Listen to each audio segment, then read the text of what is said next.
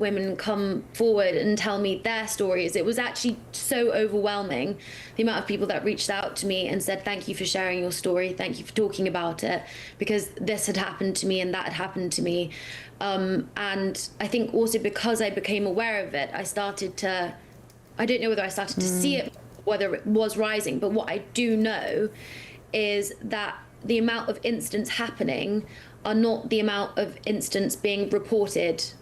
One of the controversial issues, Genevieve, here in America is that in certain states, President Trump has put the National Guard on the streets. They have it here in Washington, D.C., and these are kind of volunteer soldiers, if you like. You can see some pictures here, so that's me there with them, and that's Ben Leo, our other host, and you just have groups of them. They're in groups of sort of 3, 4, 5 sometimes on the street corners. We were coming back from a football match, I've been here too long, that evening, and you feel safe because they are a very clear presence on the street. Do you think we should have something similar in London? Yeah, I mean, if there were repercussions and men thought that they were going to be caught and that there were going to be witnesses and that they were going to be held accountable, that would decrease the rate of these kind of attacks happening, because you're going to weigh up whether it's worth it, aren't you, as a of course. person. GB News, the People's Channel. All too often, people will be sitting at home watching a press conference live, and they'll hear loads of questions being asked, and they'll be thinking, that's not my question, that's not my concern. We don't care whose feathers we ruffle. We ask the questions that you want answering. You're all standing on the street protesting and want to have an open discussion. My name's Patrick Christie's. I do a show for GB News in the UK. Is it possible to talk to you quickly? Journalism in this country has been a cosy world full of groupthink until now. Well, this is the best view ever of Whitehall, looking out across all the tractor drivers of England who've come together to make their point. Hello, so as you can see, I'm here in Westminster as the protest begins. Yes, I'm very much in the thick of it. Look, we're challenging narratives here at GB News, and that's what sets us apart.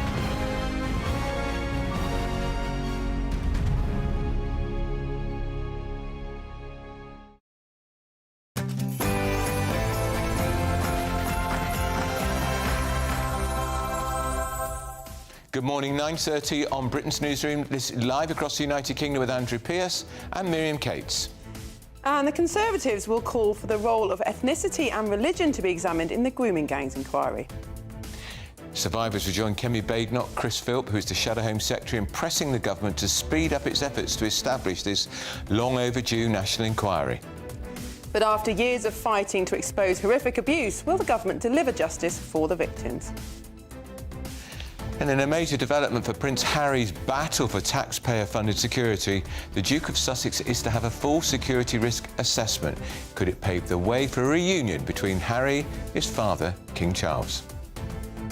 I don't think Ukraine is going to be abandoned, but I think for years, again, it was the same thing as the last answer, which is, well, we want to attack Russia, we want to do this, well, when it comes to actually writing a check ourselves, no, the US is going to do it. The American public doesn't have an appetite for that. Well, Donald Trump may walk away from the Ukraine peace process as his son claims that the war is not a priority for Americans. Is Sir Keir Starmer's premiership on the brink as the very Labour group which made him leader is looking for new candidates to replace him? And a think tank founded by Sir Ian Duncan-Smith says the pensions triple lock should be scrapped to save Britain's lost boys.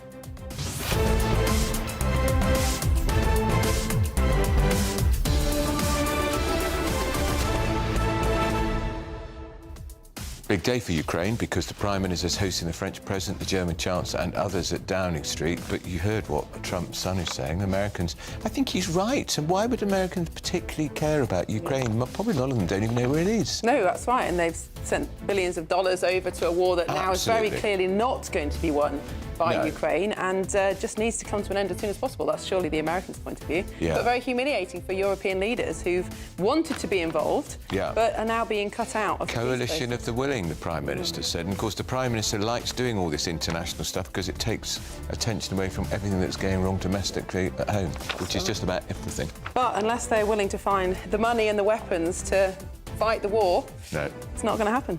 Absolutely. As ever, we'd like to know what you think, so send your views and post your comments by visiting gbnews.com/your say. But first, here's your 60-second news update with Sophia Hill.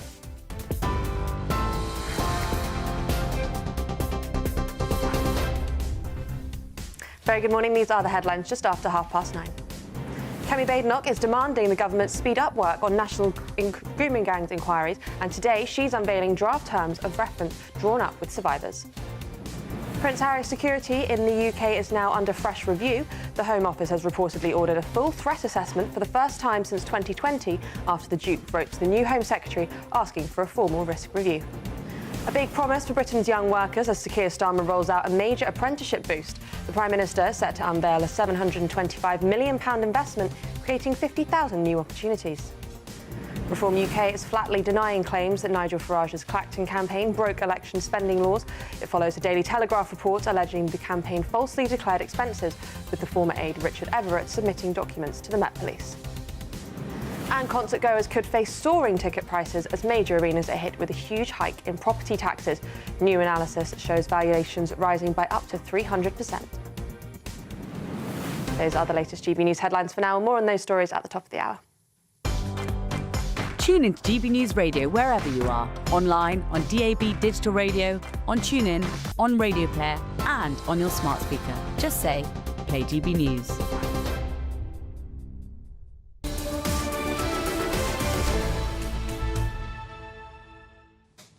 Good morning and welcome. You're watching and listening to Britain's Newsroom. We're live across the United Kingdom on GB News with Andrew Pearce and Miriam Cates. So it's a big day today because Kemi Badenoch is going to take the attack to the government because this grooming gang inquiry, which the government finally agreed to do, having said they wouldn't do it. But what's happened to it? Nothing. No chairman, no chairwoman, no terms of reference, no members of a committee. We don't know when it's going to start.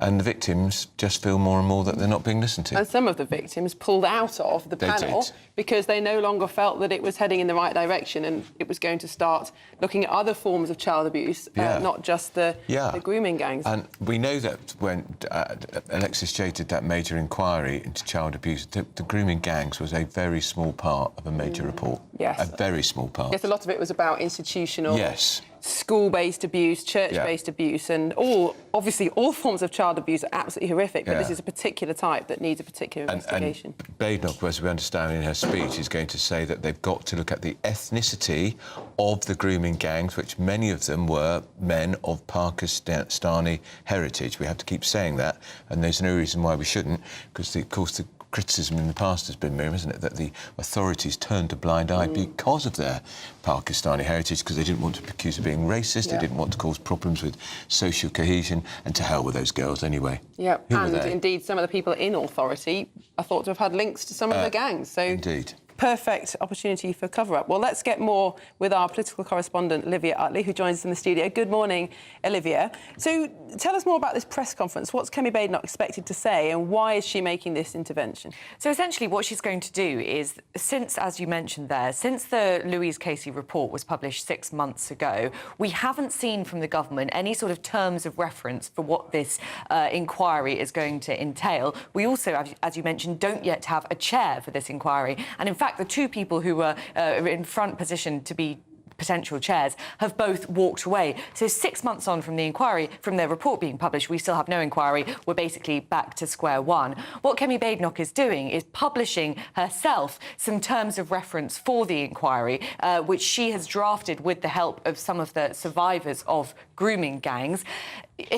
Seemingly this is sort of quite helpful for Labour, but, you know, you could argue that by doing it so publicly, it could be seen to be making this a bit of a political football. The Conservatives have said all along that they will be working with Labour, but when our reporter Charlie Peters spoke to Chris Philp about this earlier today on GBNews, it sounds as though, as yet, the Conservatives haven't had that many conversations with the Labour Party about this. The good thing about this press conference, obviously, is it will bring the issue to light again, which will be a relief to lots of the survivors.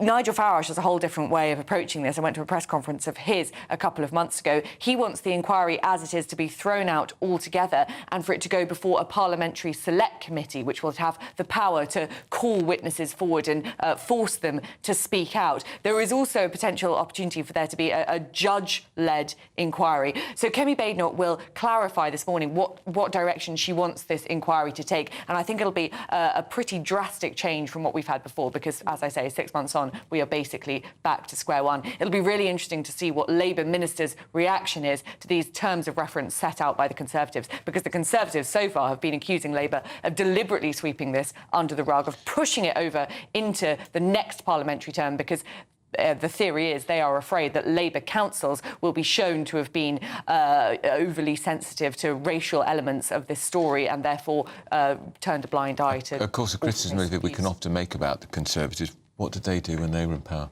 Well, exactly, and that's what Jackie Smith, the Skills Minister, was saying on our round this morning. 14 years in power and very little was done about this. The Conservatives' rebuttal to that is that they didn't know the extent of the issue until this Louise Casey report was published, and Labour now, with all the facts in front of them, still haven't done anything for 6 months. But it is not fair to say that the Conservatives were unaware that this was happening. No. There were brave whistleblowers who spoke out about this a long time ago, and there were journalists who were writing about it a long time ago as well. So it'll be interesting to see whether Labour and the Conservatives can work constructively together. From what Jackie Smith was saying this morning, it sounds as though Labour are pretty irritated by what they see as the Conservatives now using this as a political football. And what's the role of the victims in all this? Because they were supposed to be consulted as part of the inquiry that has now not yet been set up. Are they involved at all with what the Conservatives are trying to do? Are they feeling pulled around from pillar to post?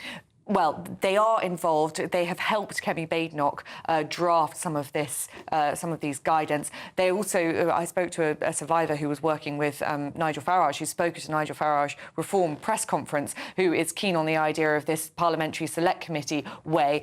The survivors that I've spoken to, a few of them are worried about the role that Jess Phillips has played in all this. She has come under criticism as well, the safeguarding minister, because she at one point accused some of the survivors of lying. She said, no, this wasn't true, what the survivors were saying. The survivors then proved that what they were saying about Labour councils had turned out to be true. So there's an argument going on between Labour and some of the survivors, although there are other survivors, not specifically of grooming gangs.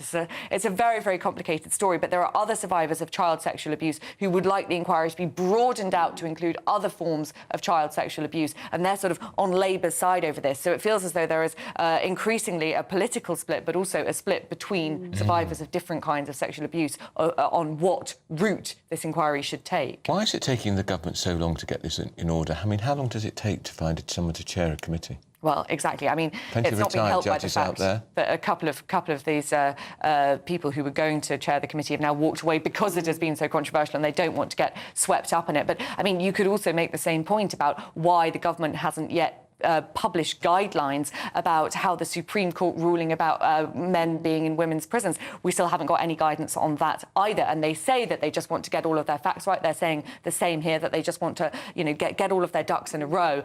But there are those who are suggesting, maybe cynically, that they are worried about their own backbenchers being frustrated and annoyed about how this is panning out, and they want to keep backbenchers on side. And you can see why a British judge would be afraid of what they're going to find in this inquiry. I mean, there was a report out a couple of weeks ago from Christian Concern. They had commissioned, basically showing how important Islamic teaching was in enabling some of these grooming gangs. That's going to be very difficult for a British judge to conclude. But I think one of the things that Charlie Peters has suggested is that a foreign judge should conduct this review so that they don't have any of the links already with the establishment. Do you think that's a possibility that the government would consider? Well, it'll be really interesting to see what Kemi Badenoch says, but that might be a way to make it sort of less culturally sensitive. Of course, the Labour Party at the moment, there is also a controversy surrounding what their definition of Islamophobia is going to be. So you could end up in a situation where the definition of Islamophobia means that a judge can't rule anything. I mean, it is a really, really sticky topic. I think a foreign judge might help matters. Fascinating a bit. Now, thanks for that. Now we're going to go to the Prime Minister, I think, who's just about to make a speech, of which we will all be thrilled to hear. Thank you very much, Jay. It's a pleasure to be here at McLaren today on such an auspicious day when we're all celebrating Lando's fantastic victory, and the name of McLaren is being talked about right around the world today. So what a great day to be here, and it's been wonderful to meet the young apprentices that are employed here this morning, and that's the subject that we are here to talk about. Yesterday we talked about a new youth guarantee to try to bring new hope to the country's young people, and today we follow that up with the announcement of more investment in new apprenticeships for young people. And the reason we do that is because we believe in Britain's young people. We want to back them, we want to support them, we want to give them more opportunity. But the government doesn't do that alone. It does it in partnership with fantastic companies, and what a fantastic company McLaren is. This is testament to quality, to excellence, to striving for the best, not only on the racing side, but also on the production side that we've seen this morning. So with the government backing young people and a partnership with fantastic companies like McLaren, we can really offer more hope and more options for wonderful careers for young people. And that's what we're here today to talk about. And I want to let my colleague, the Prime Minister, tell you more. Thank you very much. Thank you, Pat. Thank you very much, Pat. And can I start by thanking you, Jay, for introducing us, and Juliet, who's just behind me, for showing us around, and some of the other apprentices that we saw this morning. And there is no substitute for coming to see you here and what you do. You can't get a briefing and understand what you do here. And just spending time with you this morning, looking at the production line, looking at the skill, a commitment that goes into each and every one of those bespoke cars that comes out of here is incredible to see. And I find it really uplifting. You, I hope, must find it uplifting to work here and to be part of what is going on here, because this is high-grade, high-skilled, fantastic work, and you have to see it really to appreciate it. So thank you for showing it to us this morning. It's amazing to be here the day after Lando won yesterday, and I hope you've all got a smile on your faces, because that interview with him afterwards, which I hope you've all seen, quite emotional, well, very emotional interview with him after he had won. But I thought the way in which he wanted to thank the whole of his team was really important, because he was emphasising that he's the person obviously doing the racing, but that can't happen without the whole McLaren team at every level working with him and for him. And I hope you felt a bit of pride, therefore, in what he's achieved, because everything that you all do, all the teamwork that you put in, is all part of what produces that incredible result. And it was a really incredible result. So fantastic to be here today. Pat has told you a bit about the apprenticeships, but the reason we wanted to speak to apprentices in particular this morning is because I'm on a mission so far as apprentices are concerned. My dad was an apprentice. He went to night school. He was a tool maker, a skilled tool maker, and so he did it in his day. Apprenticeships were done, or the school bit of it was done during night school, so that's what he did. Apprentice worked his way up. I went to university, and I've always thought that we don't value the two equally, and we should. University is a good thing to do. I'm not going to knock it. That's what I did. But being an apprenticeship is an equally good thing to do. That's what my dad did, and he was a highly skilled engineer and tool maker. And I don't feel that we always make the case for equal respect for both routes. Whenever I see apprentices and apprenticeships, I understand just how complicated, how skilled they are. And what you've been, I mean, Juliet, you've been painting, I think, 6 o'clock this morning. When you see the quality that's going into those cars of the work that you do, that is every bit as difficult and complicated as doing a degree at university any day of the week. So I'm on a mission to make sure that both are equally valued, not one above the other. And we did have in place in this country for quite a long time a target that 50% of our young people get to university. I've taken that target down and put a new target up, which is 2/3 of our young people to go either to university or to a good apprenticeship. So we really are putting them on an equal footing. And as Pat said, then today on top of that, and to really tilt it more towards apprenticeships, we're announcing 50,000 extra apprenticeships through funding that we're putting in and investment that we're putting in as of today. Because the number of apprenticeships has gone down recently. We want to bring it back up, particularly for young people, because I think it's so valuable and so important. So thank you for allowing us to be here to make this announcement. I want all of you, by the way, if you get time, to go back to your schools or colleges, but schools in particular, if you have the opportunity, just to talk to 14, 15, 16-year-olds about what you do here, because a lot of young people wouldn't necessarily know what it means to work in a place like this. And I bet you, if they heard from you or saw a bit of what you're doing here, they'd want to come here and work, or in similar jobs. So if you could do that. The other thing is, even to be an apprentice these days is a success in its own right, because my boy is 17 and a half, so we're going through the is it university, is it apprenticeship, and I'm beginning to appreciate firsthand just how hard it is to find the right apprenticeship and to get on to be an apprentice. So it's a huge success even to be standing here starting or halfway through or whatever it is through the apprenticeships that you're doing. So congratulations to all of you. Thank you for showing us round. It is so good to be out and about and seeing what's going on here. Incredibly skilled. I feel a real privilege to have spent a bit of time having a look at what you're doing. Thank you so much. And now Pat and I are going to take any questions that you've got for us. So we're going to have just a bit of time for some questions. Anybody got a question? Yes, we'll start here. But anybody can ask a question on anything. So just, if you've got anything you want to ask us, then put your hand up and we'll take your question and get on with it. Over to you. Hello, my name is Neve. I'm a manufacturing graduate. Yeah. And my question is, a lot of people still see apprenticeships as something solely for trades. How does the government plan on changing that perspective? Not solely for trades. I mean, I think, Pat, I'm right in saying there's 700 different subjects or areas in which you can do an apprenticeship, so a very, very wide range of skills.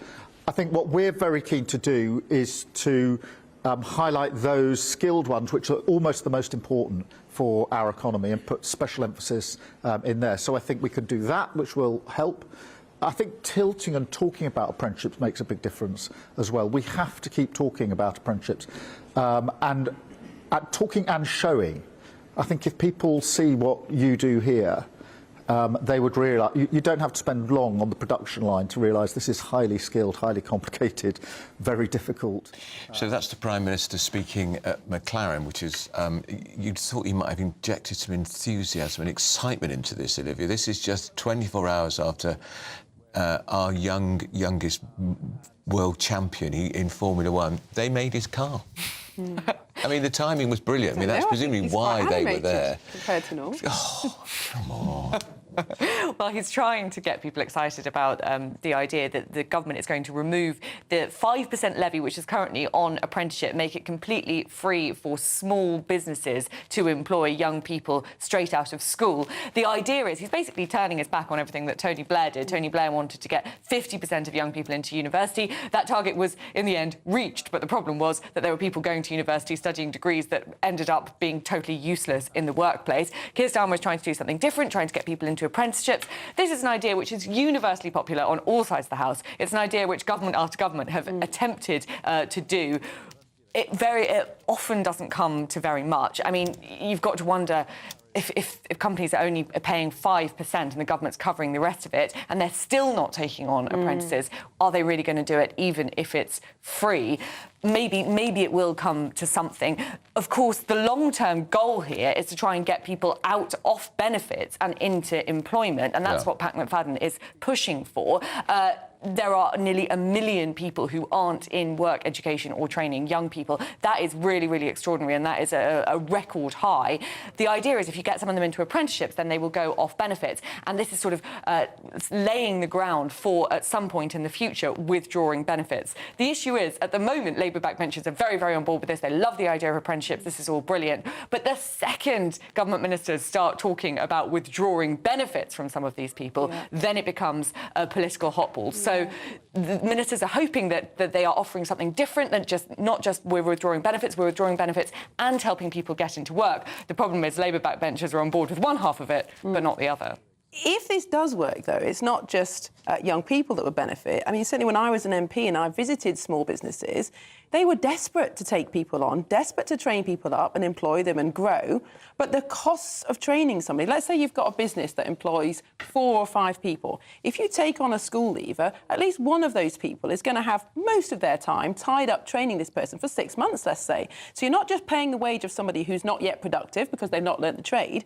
You're also sacrificing the wage of somebody who is productive. So actually they need more than just the cost of the apprentice.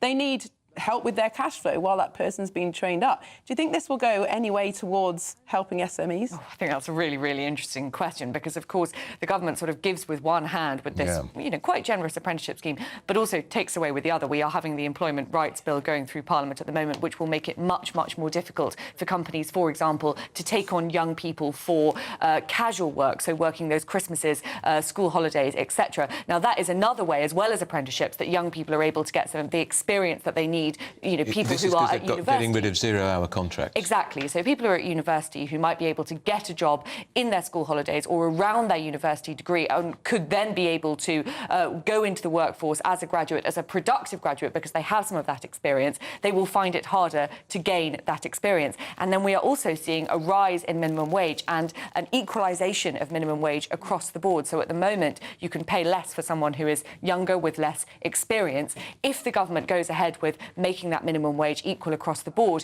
you could end up in a situation where, yes, it is easier for small and medium businesses to employ apprentices, and that would be a good thing, but they are finding it harder to take on young people generally because those young people obviously have less experience, are less valuable to the company, and would have to be paid the same as someone with more experience who is more valuable to the company.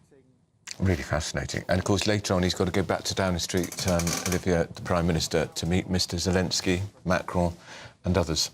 Yes, the Coalition of the Willing meeting today. Let's see if anything comes of that. Well, we hope it does, but it all seems to be dictated by that man in the White Trump. House, doesn't he? Yeah. Whose that man in the Kremlin, more like. Yeah, whose son tells us that Americans aren't terribly interested in the war in Ukraine. I think he's telling probably what is an uncomfortable truth. Well, I think that the problem from the very start of this war has been a complete lack of pragmatism from the Europeans, who are willing to talk the talk, but not willing to back it up with money and weapons. Absolutely right. Lots more to come. Victory for Prince Harry, all sorts of other things. Stick with us. First of all, we're going to the weather.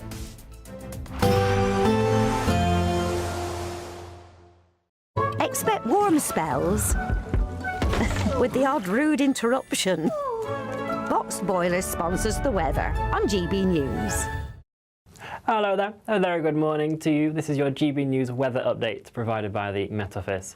We do have some quite notably wet and windy weather set to arrive later on today, with this area of low pressure gearing its way up out in the Atlantic. For now, though, it's a bright and breezy start to the week. There are a few showers and outbreaks of rain lingering across parts of England and southern Wales. The cloud here will also tend to build into the afternoon, skies generally turning greyer to end the day. A few sunnier spells lingering for northern England, parts of southern Scotland and Northern Ireland, but showers generally pushing their way into the northwest, and some longer spells of rain also persisting across Lerwick and Shetland throughout much of the day as well. Generally, though, when you are heading home from work across northern areas of the UK, it won't be too bad of a commute. Still some of those showers to watch out for, but plenty of drier and clearer intervals in there as well.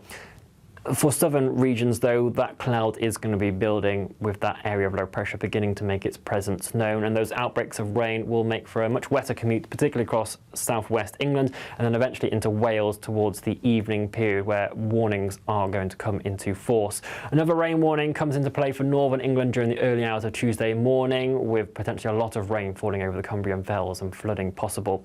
The system, though, is bringing in some very mild air, and many of us, as we start off Tuesday morning, will be seeing double-digit figures away from the far north of Scotland. Do be prepared, though, for quite a bit of disruption during Tuesday. Our rain band will continue to swing its way northwards with those heavy pulses of rain. The winds will really pick up in strength across the Irish Sea, but also another wind warning that comes into play across the northwest of Scotland later on Tuesday. We could actually see the strongest winds after the rain band has cleared, so do take care even after it turns drier. It will still be, though, mild for many of us, exceptionally so, with highs of 15, maybe 16 degrees Celsius. That wet and windy theme, though, is set to continue as we head throughout this week. Expect warm spells with the odd rude interruption. Box Boilers sponsors the weather on GB News.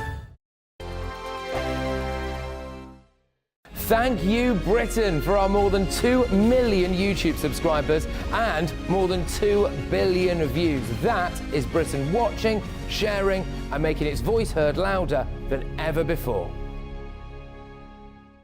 Good morning, this is the latest AI travel news from GBnews.com.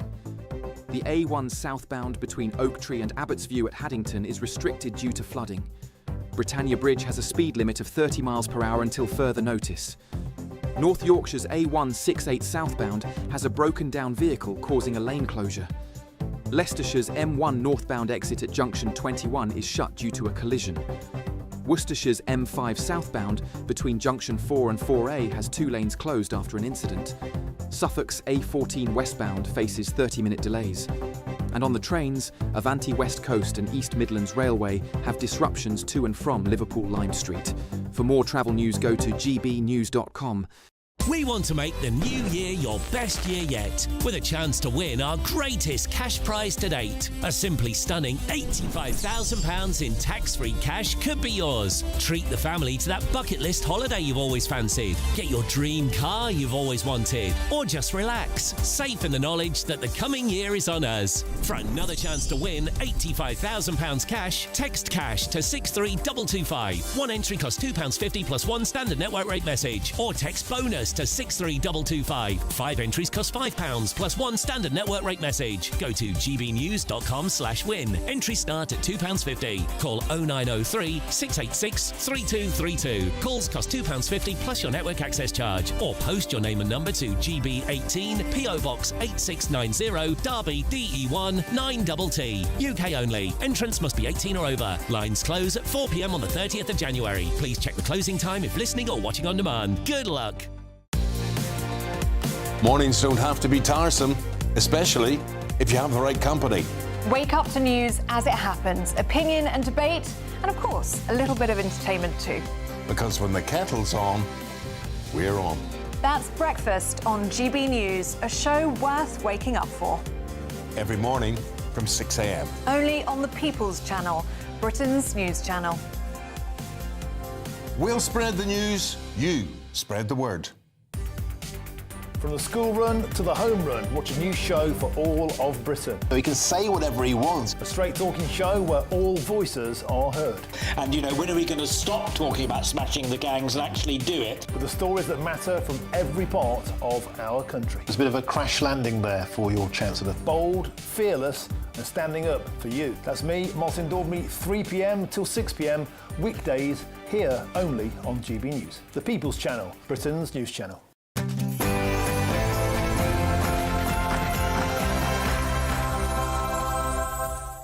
Good morning, it's 10 o'clock on Monday the 8th of December. We are live across the United Kingdom. This is Britain's Newsroom with Andrew Pearce and Miriam Cates.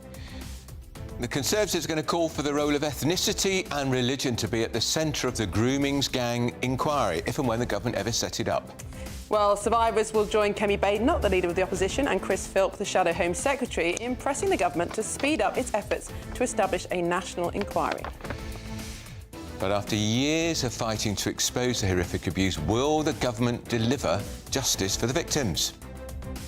Elsewhere, in a major development for Prince Harry's battle for taxpayer-funded security, the Duke of Sussex will have a full security risk assessment. Could this pave the way for a reunion between Harry and his father, King Charles? I don't think Ukraine is going to be abandoned, but I think for years, again, it was the same thing as the last answer, which is, well, we want to attack Russia, we want to do this, well, when it comes to actually writing a check ourselves, no, the US is going to do it. The American public doesn't have an appetite for that. Donald Trump could walk away from the Ukrainian peace process. His son says the war is not a priority for Americans. And Sir Keir Starmer's premiership could be on the brink as the Labour group that made him leader now looks for new candidates to replace him. And a think tank founded by Sir Ian Duncan Smith, the Conservative MP, says the pension triple lock should be scrapped to save Britain's lost boys.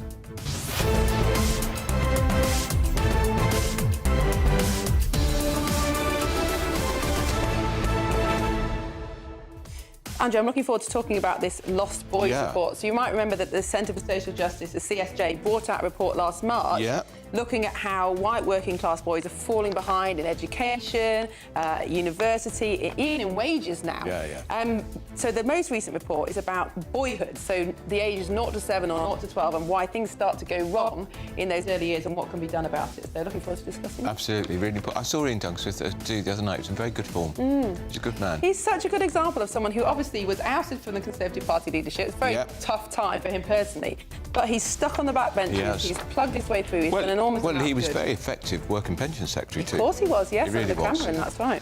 Now, as ever, we want to know what you think, so why don't you send your views or post your comments by visiting gbnews.com/your say. But first, here's the news with Sophia Hill.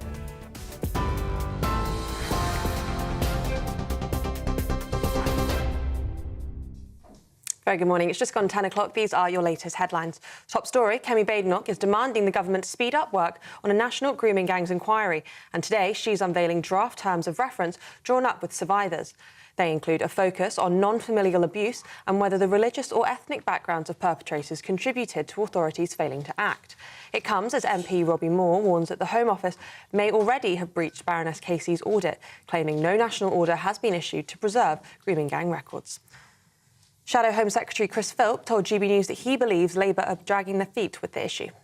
Nothing in the last 6 months. They don't seem to care about this issue. Frankly, the Labour Party would rather this issue goes away, I think, because they don't want to talk about the fact that the perpetrators of these evil crimes committed against young girls were committed mainly by men of Pakistani heritage. It seems like the government don't want to address that issue or the fact these terrible crimes were covered up.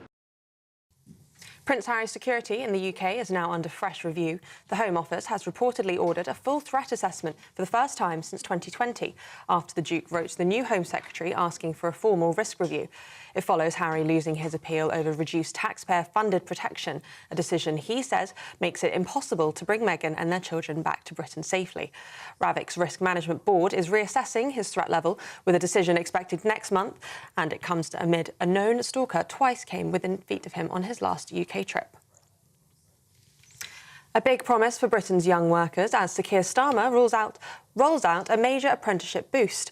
The Prime Minister has unveiled a £725 million investment, creating 50,000 new opportunities in fast-growing sectors like AI, hospitality and engineering.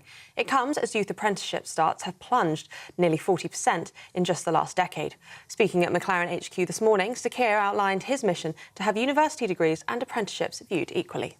We did have in place in this country for quite a long time a target that 50% of our young people get to university. I've taken that target down and put a new target up, which is 2/3 of our young people to go either to university or to a good apprenticeship. So we really are putting them on an equal footing. Elsewhere, the UK is stepping up its defence of vital undersea cables and pipelines with a new multi-million-pound Atlantic Bastion force. Defence Secretary John Healey says the UK and its allies are ready to track and deter Russian submarines using autonomous vessels, AI, warships and aircrafts. He says subsea infrastructure, carrying 99% of global data, must be protected from growing interference. We see, and I called out a few weeks ago, the Russian spy ship Yantar in and out British waters. We know what they were doing. We tracked it every mile of the way.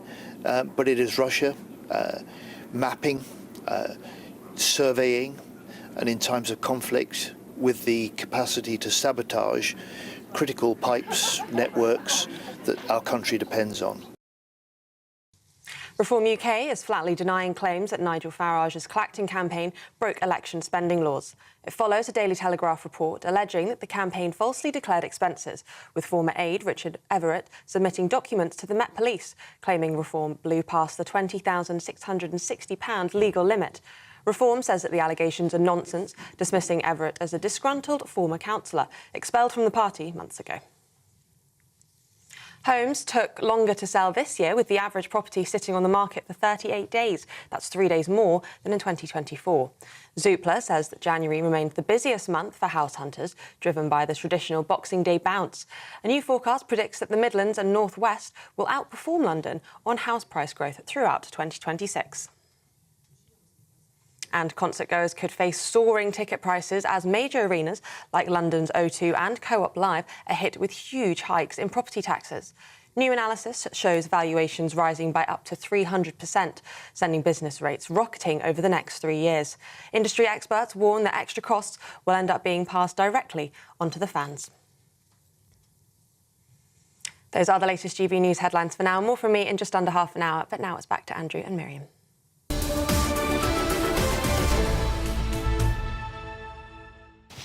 Hello, good morning and welcome. You're watching and listening to Britain's Newsroom. We're live across the United Kingdom on GB News with Andrew Pearce and William Cates.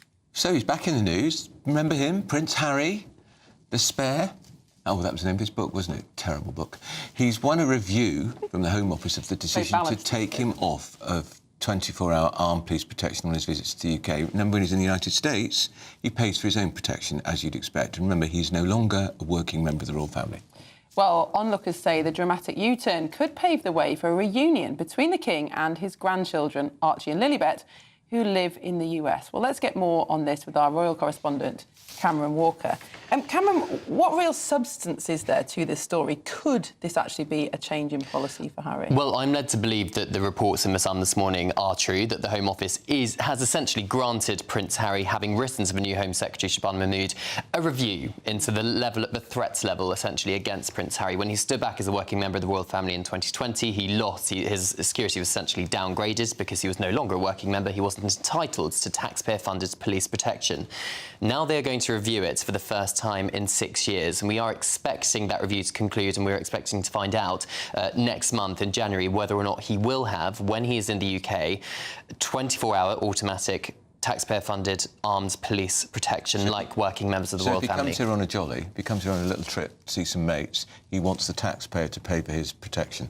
That is essentially what he wants, but he also wants it so he says he can keep Meghan and the children safe when they can go and see the King, because the King has not seen his two grandchildren, Prince Archie and Princess Lilibet, for a couple of years. That's nothing to do with security, is it? Harry says it is, so, you know, it is. If he was a pop star, let's say, someone who was very famous in the UK, very likely to be targeted, not just by fans, but potentially people with malign motivations, would he be entitled to security? Well, I think there's this myth that Harry has zero police protection when he comes across to the UK, because he was here a few months ago, and he gives the Home Office or the Metropolitan Police, whatever it is, 30 days' notice so they can give him some kind of protection, and he does get that. Exactly, like Taylor Swift, for example, would get police protection when she's here for a big Eras tour, for example. The difference is, and I did see the difference, he doesn't have police outriders when he's there. He doesn't have a backup police car travelling behind the principal car like Prince William does, and the King and all the other members of the royal family. But it goes back to the fundamental point here, that he is no longer a working member of the royal family. So the question is, if his security is upgraded again to the level it was when he was a working member, is the British taxpayer going to stand for that? And that's the answer. We simply don't have the answer to that. I would just like to point out, though, that sources speaking to The Sun say that, and we're not sure who these sources are, of course, they could be part of Harry's team, but we're not sure. If you provide a small team of salaried police officers, is actually far cheaper to the taxpayer than the current system, which is the ad hoc police protection that he gets when he comes to the UK. So it may be better value for money, but let's wait and see what the review says. So there may be good reason for the review. Quite possibly. Cameron Walker, thank you very much. We're going to talk to security expert Stuart Crawford, who joins us now. Stuart, good morning. He's there somewhere. There you are, Yeah, Stuart. good morning. Good morning to you, Stuart. Stuart, take us through this security issue here. He would argue possibly that he's more of a security risk because once upon a time Prince Harry was one of the most popular members of the royal family. After his books and interviews slagging off his family, I would suggest his popularity has slumped. Does that make him more likely and more potentially more of a security risk? Well, that's the nub of the question, really. And my personal view is that he is no more famous or at risk than many other people who we see everyday life walking down the streets. Certainly we do in Edinburgh and probably in London as well. He's only fifth in line to the throne now. He's chosen to take himself abroad and live in the USA and not partake in any royal duties at all. So my question really is, what do we get in return? What would the taxpayer get in return for providing paid security for him so he can bring his wife and kids across to the UK? And I can't think of anything at all. As Jacob Rees-Mogg might say, what's the quid pro quo? And yes. I can't see one.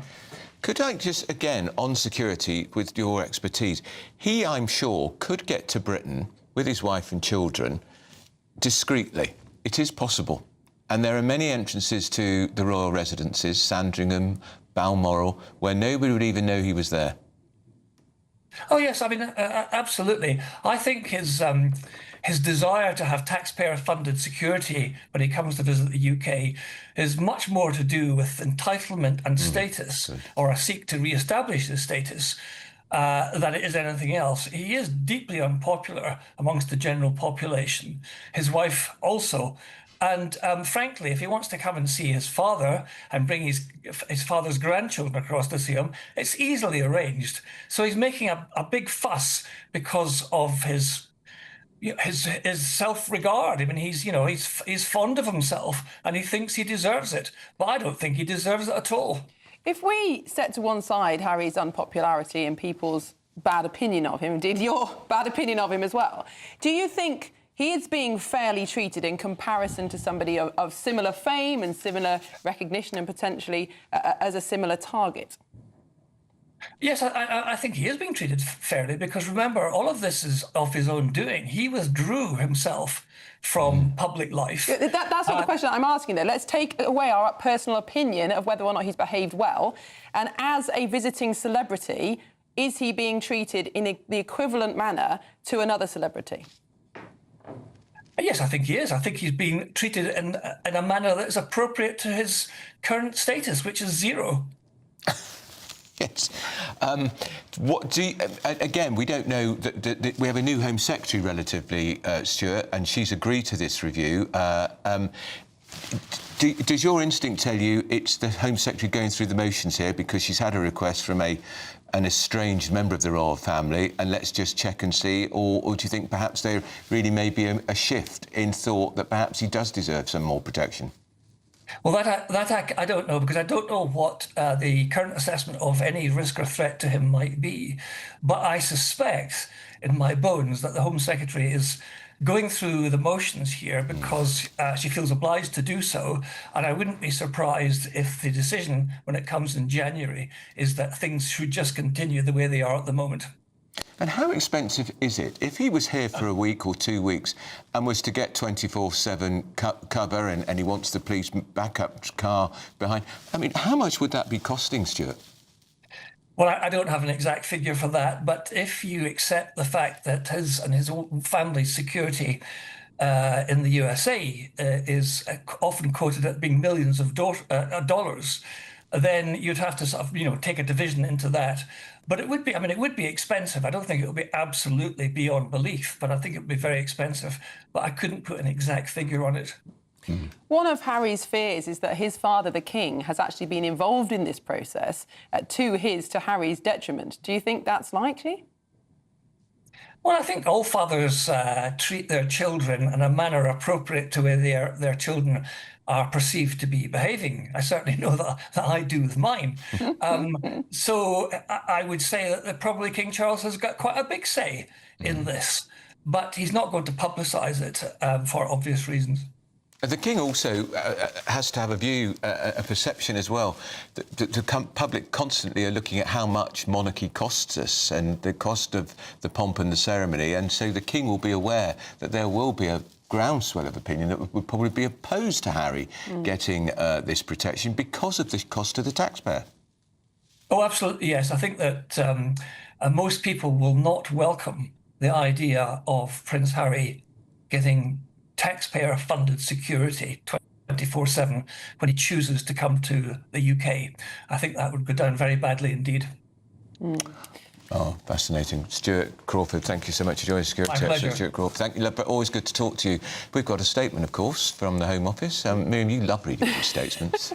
Only because you refuse. It's because I think they're so ridiculous most of the time. Very important to have balance. The UK government's protective security system is rigorous and proportionate. Shut up. It's our long-standing policy not to provide detailed information on these arrangements, as doing so could compromise their integrity and affect individual security. Andrew, I just find the whole thing so sad because when Meghan married into the royal family, imagine if she'd had the same attitude as Kate Middleton. Yeah. And, OK, Princess Kate had to give up a lot of her independence, but she's become such an asset to the country and the royal family. The Princess of Wales is loved, and her carol concert last week at Westminster Abbey was a stunning triumph. It was just wonderful, and it was the royal family at its best. All sorts of voluntary organisations were there in the carol concert. It was tremendous. And I was at Meghan Markle's. I was covering Meghan Markle's wedding to Prince Harry. I felt the love in the room. Yeah. There was a lot of people there, but I'm sorry to say, I think, is she was even in that horse-drawn carriage. She was plotting her escape to America. Well, maybe that will come clear in the next. She didn't want to curtsy to Princess Kate, and she certainly didn't want to be unveiling a plaque in Merthyr Tydfil. No disrespect to Merthyr Tydfil, on a wet November afternoon with a crowd of 200 people, if you're lucky. It's such a loss to the royal family, though, isn't it? Because if you think the Queen, the late Queen, had 4 children, all of whom have spouses, all of whom have children, it's a nice-sized family to share out these jobs. And we were excited that she was mixed race. This was all part of the royal family being modernised, but dear me, and now it's not there's just William. There is. And obviously Kate and the children, but, you know, with the prince formerly known as Andrew, now completely Andrew out of the picture. Windsor, But, you know, I wrote a story in the Daily Mail years ago that his princess daughters, Beatrice and Eugenie, had lost their royal protection.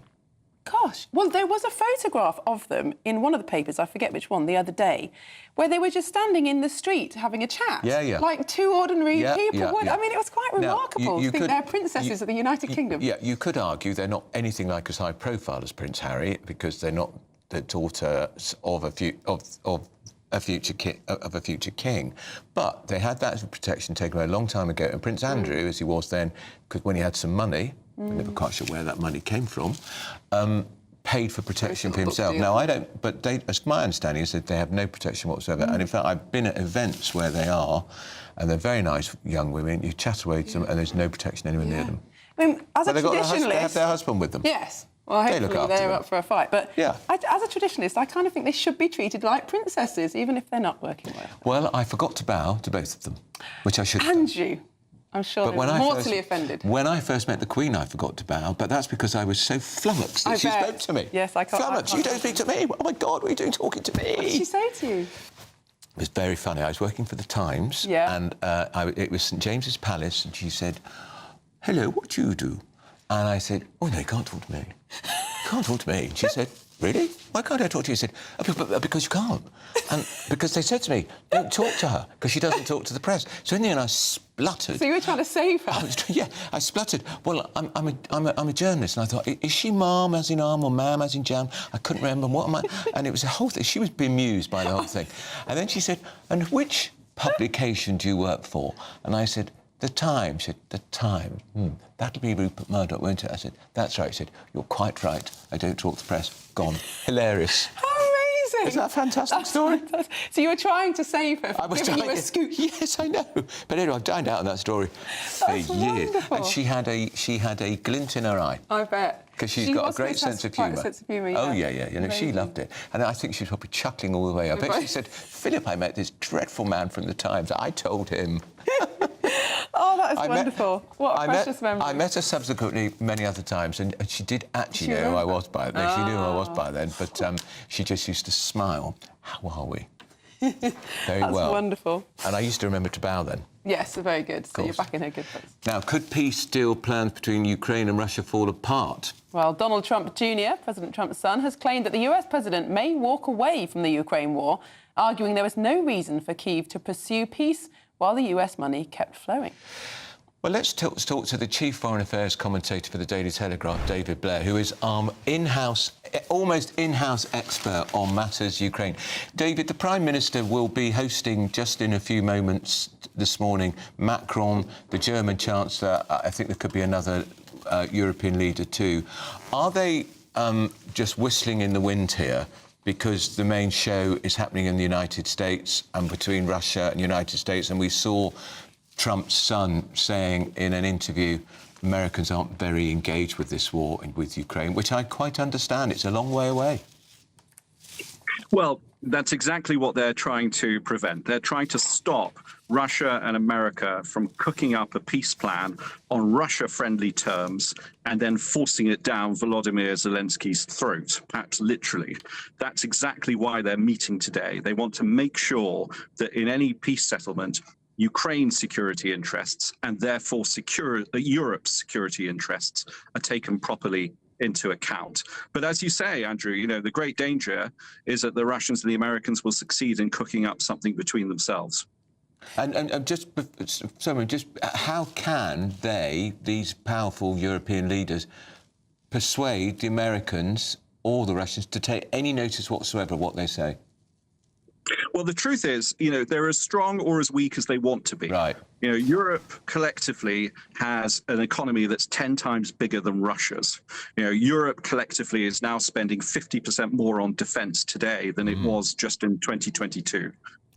If they have the will, they can exert a great deal of power. And it's worth remembering, you know, perhaps Donald Trump's son has forgotten this, but America stopped giving money to Ukraine. America has stopped giving weapons to Ukraine. They still supply weapons, but only in return for payment, only on commercial terms. And it's the Europeans who are actually paying for them. So in many ways, America has already walked away from supporting Ukraine.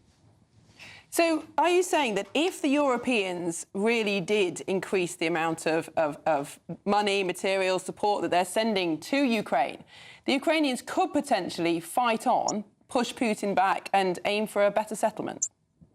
Yes, in a word, absolutely. You know, you have to remember that it was only 3 years ago that people thought that Kiev would fall within a week. It wasn't that long ago when Russia held something like at least a third of Ukraine. Now, an awful lot of that territory has been regained by Ukraine, and it's perfectly possible, if Europe has the will, for them to give Ukraine the support it needs to, at the very least, hold the front line where it is and settle this conflict on much more favourable terms, not just for their own security, but for European security as well. So it's all a question of will. It's not a question of capability. And the three leaders who are meeting in London today have yet to demonstrate that they really have the will. And do you think the Ukrainians have the stomach for that? Because there are lots of reports that population is becoming understandably demoralised. They've lost tens of thousands, possibly more young men. There are corruption scandals within the government. Does Ukraine itself have the will to carry on fighting? Well, Miriam, as we talked about this before, you know, they've been fighting for 11 years. 14 million Ukrainians have been driven from their homes. They've lost certainly thousands of people. They've suffered horrendously, but they're still holding the line. You know, as we speak, Russia is making territorial gains, but they're tiny and they're being achieved at enormous cost. So the question really is, you know, do we allow Ukraine to decide its own fate? As you say, they may decide that they prefer to seek a settlement. Well, if that's their decision, then that's a decision they're entitled to take. The question is, the objective should be to put them in the strongest possible position so that if they do seek a settlement, they can do it on their terms. And tell us about Zelensky, David, because he's been undermined, damaged, if you like, by the resignation of a very senior figure in his administration over a major corruption scandal. Is that sapping his authority internally in Ukraine? Yes, it is, but perhaps not in the way the Americans believe. The Americans seem to think that because Zelensky is politically weak, this is the moment to try and force a settlement upon him. But in fact, it's rather the other way around. Because he's politically weak, he can't make the kind of concessions and compromises that would make a settlement possible or more likely. So the Americans seem to have got it exactly the wrong way around. And of course, the Russians are enjoying manipulating them. And just very briefly, do you think Trump is now firm in his position, or may he flip-flop again? I think with Trump, you just never know. But from Europe's perspective, the important thing is reduce their reliance on Donald Trump, give Ukraine the support it needs, and don't simply depend upon the whims of the American president. Absolutely right. David, always good to talk to you. That's David Blair, who's Chief Foreign Affairs Commentator for the Daily Telegraph. They're very lucky to have him, aren't they? I know. Daily Telegraph. Superb. He's so good. On actually all foreign affairs, not just had him on Israel and Gaza before. Yeah, David and I were colleagues at the Telegraph some years ago, and he was great then. He really was. Really good. And he also worked for Boris Johnson for a while. That must have been fascinating. Speechwriter. Yeah, imagine working for Boris. I can't imagine. Although we now know who to thank for some of Boris's better jokes. Yeah. And now up next, figures show obesity rates for Generation Z, I won't call it Z, are higher than previous generations. Is Generation Z the fattest generation? Well, we'll be going through all that and more with Matthew Torbett and Charlie Rowley. This is Britain's Newsroom on GB News.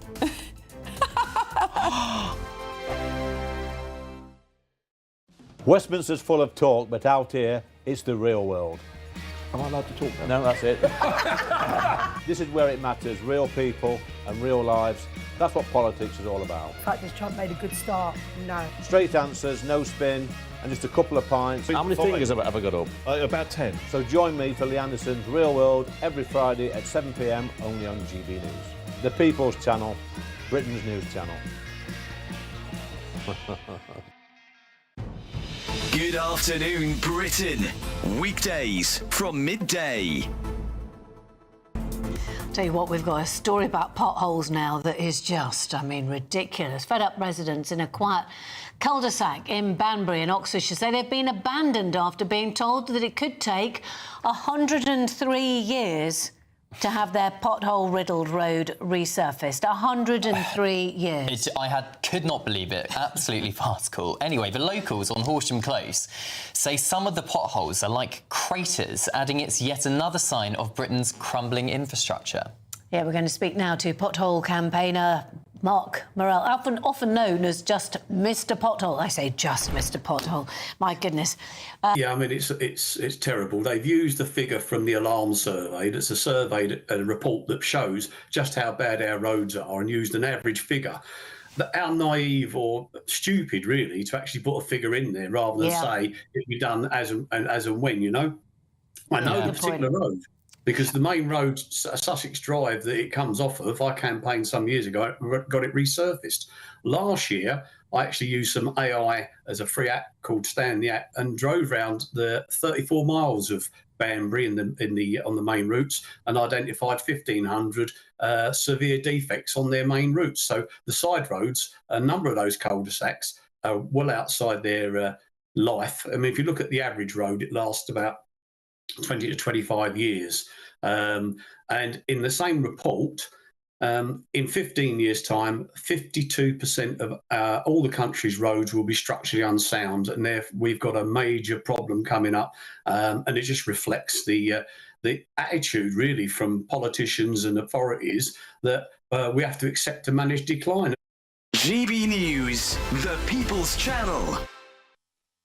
You want to know what's really going on in the corridors of power? Labour don't know what to do with you half the time, and that makes you quite lethal in the chamber. Get behind the headlines with Chopper's Political Podcast. Join me, Christopher Hope, as I sit down with the great and the good of British politics. We'll see where this ruling takes us. These are the stories shaping our nation. Chopper's Political Podcast, available now on all platforms. Listen in and stay ahead.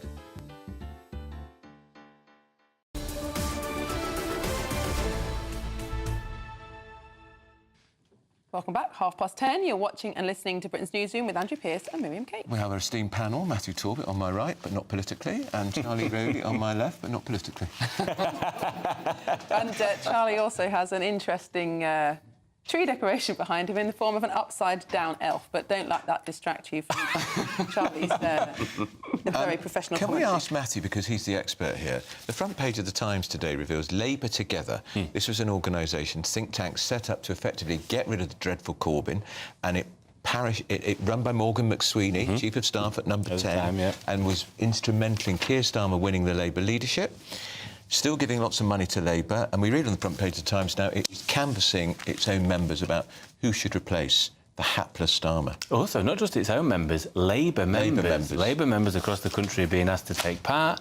For doing so, you will be entered into a £500 cash prize. God, you get money for it. They're being asked what they think of their certain... soul for 500 quid. Yeah, they've been asked what they think of certain leadership candidates, essentially, including Andy Burnham, Angela Rayner and all manner of others, Shabana Mahmood. And they've been asked to rate them on whether they think they are left-wing, very left-wing, right-wing, very right-wing, and the results will be shared with Number 10, presumably to see who they need to nobble before the May elections. Number 10 will have a heart attack if not making them say anything positive about Starmer. Well, you look at the recent deputy leadership, elections to see that the membership, first of all, is in a very soft left place, a sort of pragmatist, not quite a socialist, but an Angela Rayner, Andy Burnham, Ed Miliband type of place. And they wanted to give Starmer a bloody nose, and So they his don't like the direction of travel. Was Bridget Phillipson, the Education Secretary? She would deny that, of course. Yeah, but we know she was. And the person who won was the person he'd sacked as Leader of the House of Commons, Lucy Powell. Who also, I believe, is on this list to see as a potential future leadership candidate, according to Labour Together. Charlie, I can't quite put my finger on it, but it doesn't seem a great way to run a country. Well, that's what the Tories do. What the Tories do, keep talking That's my point. Changing their leader. Yeah. Well, and look, with good reason, I think, at times. But, 14, 18 months into a Labour landslide, the idea that people are talking about changing the leadership is ridiculous. Absolutely ridiculous. He's got an over 400-seat majority. Yeah. But yet can't seem to do anything with it. But, Matthew, you talk to your Labour people all the time. Is there any other conversation in town? Apart from when does he go and who replaces him? That's it. I spoke to someone this weekend who you would say is definitely a prominent Starmerite, if you will, very loyal to Starmer, still at the current point, and they have said they're now ready to come out, but they want to come out and it be the knockout blow. They're all biding their time, essentially, and what you'll get is more and more. We've seen Barry Gardiner become more confident over recent weeks in saying he has to go. We've had the usual suspects of the Socialist Campaign Group. We had Carl Turner last night, who isn't a usual suspect, who's manoeuvred from... Labour MP. Yeah, who's very much against the end of jury trials, to now going, the operation is bad. Well, we've got to go. Stay there with us because we're going to central London. Who's there, Miriam? Kemi Badenoch and Shadow Home Secretary Chris Phelps, and they're pressing the government to speed up its efforts to establish a national grooming gangs inquiry. Here's the press conference. We found out that the government has failed to instruct police to protect key documents that would be absolutely crucial for a national inquiry. I believe that the survivors deserve more. I believe that they need a judge-led inquiry, not someone from an institution that has failed survivors before. I have spoken to many survivors and advocates. Sitting at this table, we have parents, survivors, advocates. What they have in common is that they are brave enough to be on this panel today, but also have been willing to waive their anonymity. They have told me that they are losing hope with this inquiry. I don't want that to happen. I want to give them hope. For years, they've had to endure unspeakable abuse. They were let down by countless people and institutions who were meant to protect them. Survivors have been consistently let down. They need politicians now to show courage to stand with them. This press conference today is not about me or about any political party. It is about giving a voice to those people who have been voiceless, those people who need to be heard. We want to work cross-party with anyone who wants to see an inquiry done. We want to help the government to deliver this. But the inquiry and its terms of reference should not be written behind closed doors. They should be written by survivors who know what happened and who know what needs to be looked at. That is why today we are presenting a terms of reference that is based on what the survivors have told us about what it must have, and which also, importantly, follows Baroness Casey's recommendations. I want to be clear that a national inquiry must leave no stone unturned. It must investigate councils, the police, and even the government if necessary. It must be time limited, and it must consider the role of ethnicity, religion, and other cultural factors. Baroness Casey's own report admitted that many of these cases are committed by people of Asian and Pakistani ethnicities. Her own report said that those who downplay the ethnicity of perpetrators are continuing to let down society, local communities, and victims. We agree. As I said, I have spoken to many survivors. We are speaking on their behalf. Their lives and their families' lives have been turned upside down. So separate to this inquiry, the government must act now to ensure that they and their families are supported so they can heal. Whether that is a helpline or dedicated mental health officers, the government must act now and work with survivors, not against them. So I'm going to hand over now to Chris Philp, who's the Shadow Home Secretary, who has done a lot of work on this issue, and then I will be bringing in the survivors, advocates and parents who are on the panel with us. Chris. Thank you, Kemi. Well, look, it seems very clear now these rape gangs are the biggest child safeguarding scandal in our country's history. Young girls and some boys as young as just 10 years old were systematically gang raped and trafficked. And because the perpetrators were mainly of Pakistani heritage, those in authority, the police, local councils, who should have protected these vulnerable young people, actively covered up these terrible crimes because they were more concerned about being accused of being racist than they were about protecting young girls and young boys. And that is one of the most shameful episodes, I think, in our country's public protection history. So an inquiry is needed to get to the bottom of this, to get to the truth, and to hold accountable those people who covered up these appalling crimes. Now, we campaigned together with survivors and their families and advocates, like Lucia, to have this inquiry. First of all, we were smeared as jumping on a far-right bandwagon, but eventually, faced with a vote in Parliament, the government eventually agreed in June of this year. But 6 months has now passed, and essentially no progress has been made. A lot of survivors have lost confidence in the government and this process. But rather than just complain from the sidelines, we would like to be constructive, we'd like to be positive, and so working with survivors, their families and advocates, we've developed a terms of reference for this inquiry that is ready to go. It's detailed, it's specific, it's got the confidence of survivors, and the government, if they wanted to, could adopt it tomorrow. They could appoint a judge to chair this inquiry, and they could get on with it to at last uncover the truth.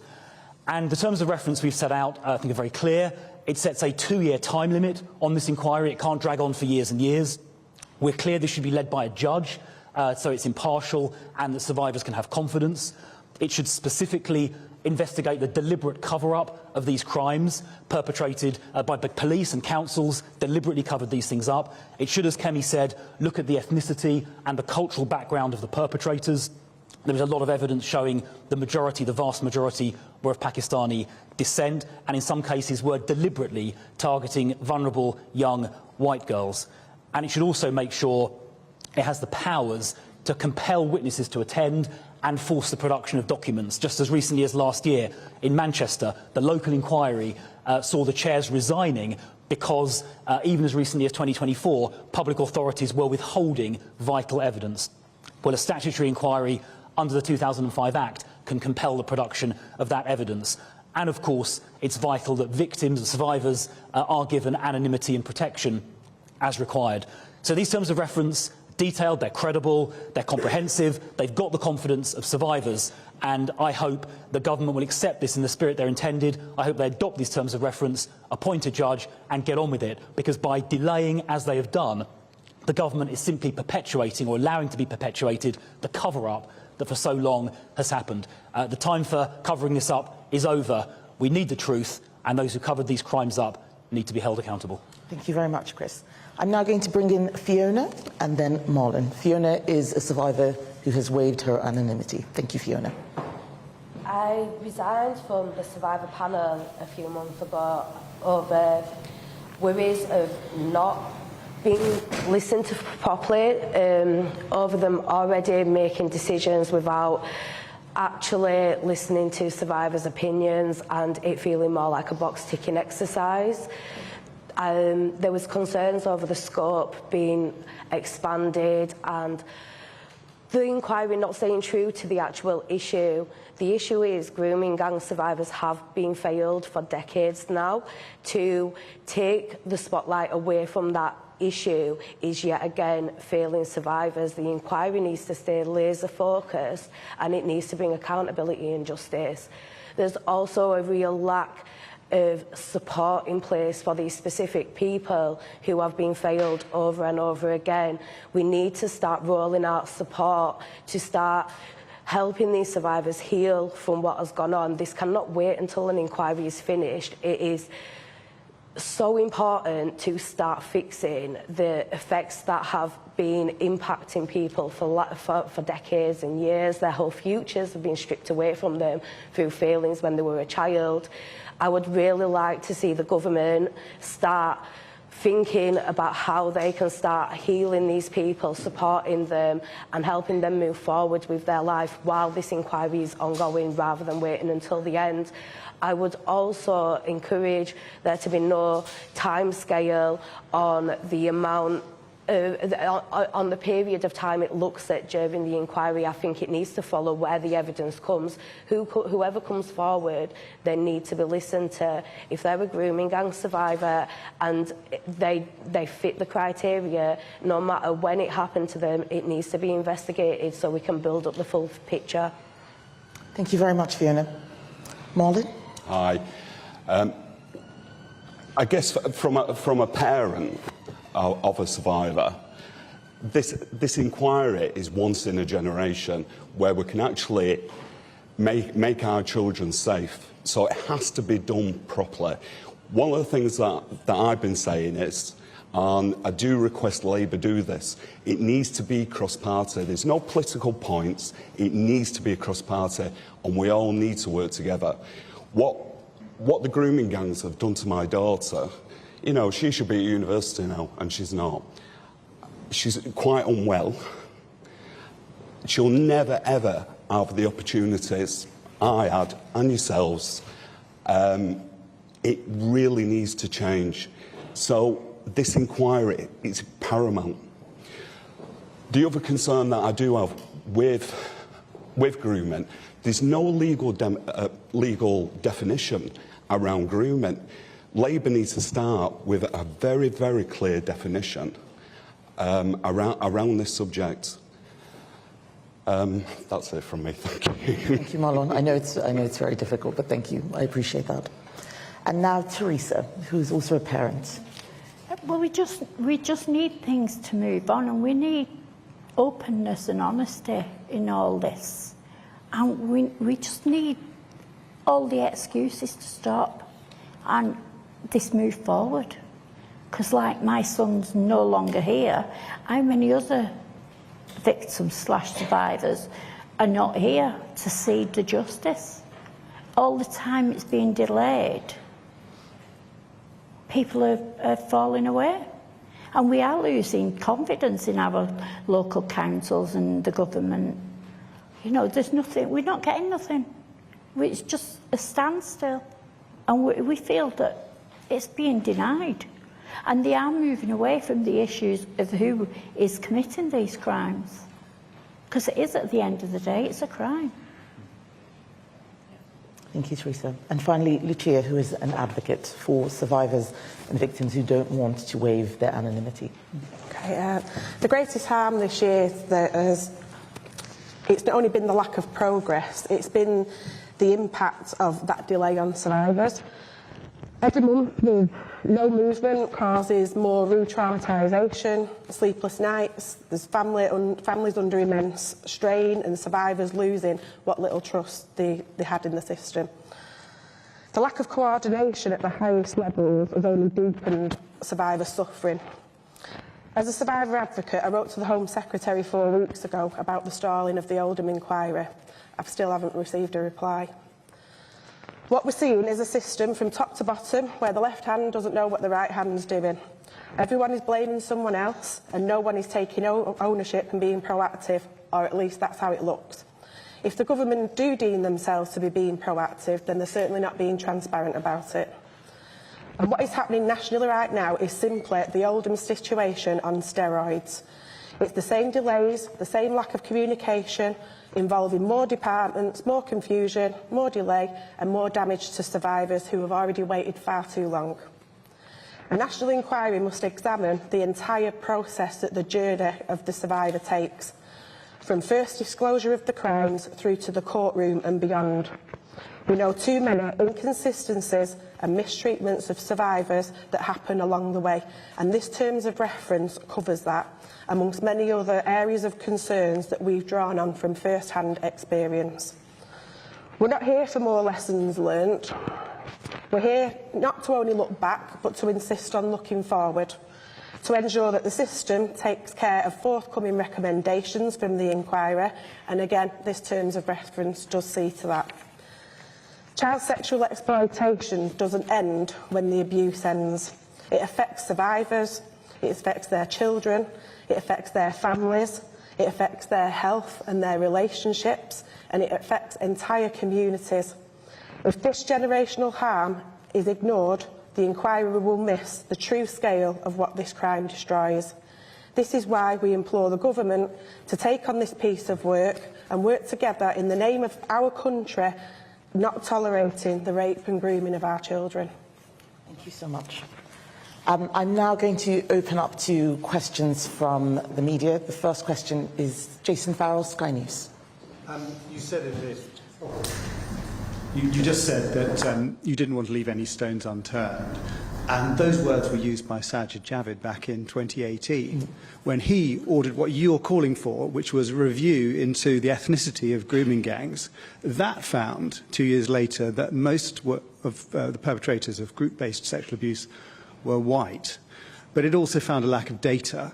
And at that point, Priti Patel said that you would, as your government, improve data gathering. Are you saying today that you actually failed in gathering data, improving the gathering of data, that that inquiry was a whitewash, and that you did leave stones unturned when you were in government? What I'm saying is that despite a lot of work and a lot of effort, there is still more to be done. We are not in government anymore. Labour is in government. So we are asking them to do what we think needs to be done now. We had an inquiry. It took years. That was the ICSA inquiry. And that ended up having such a wide scope that it couldn't look into this issue, into the...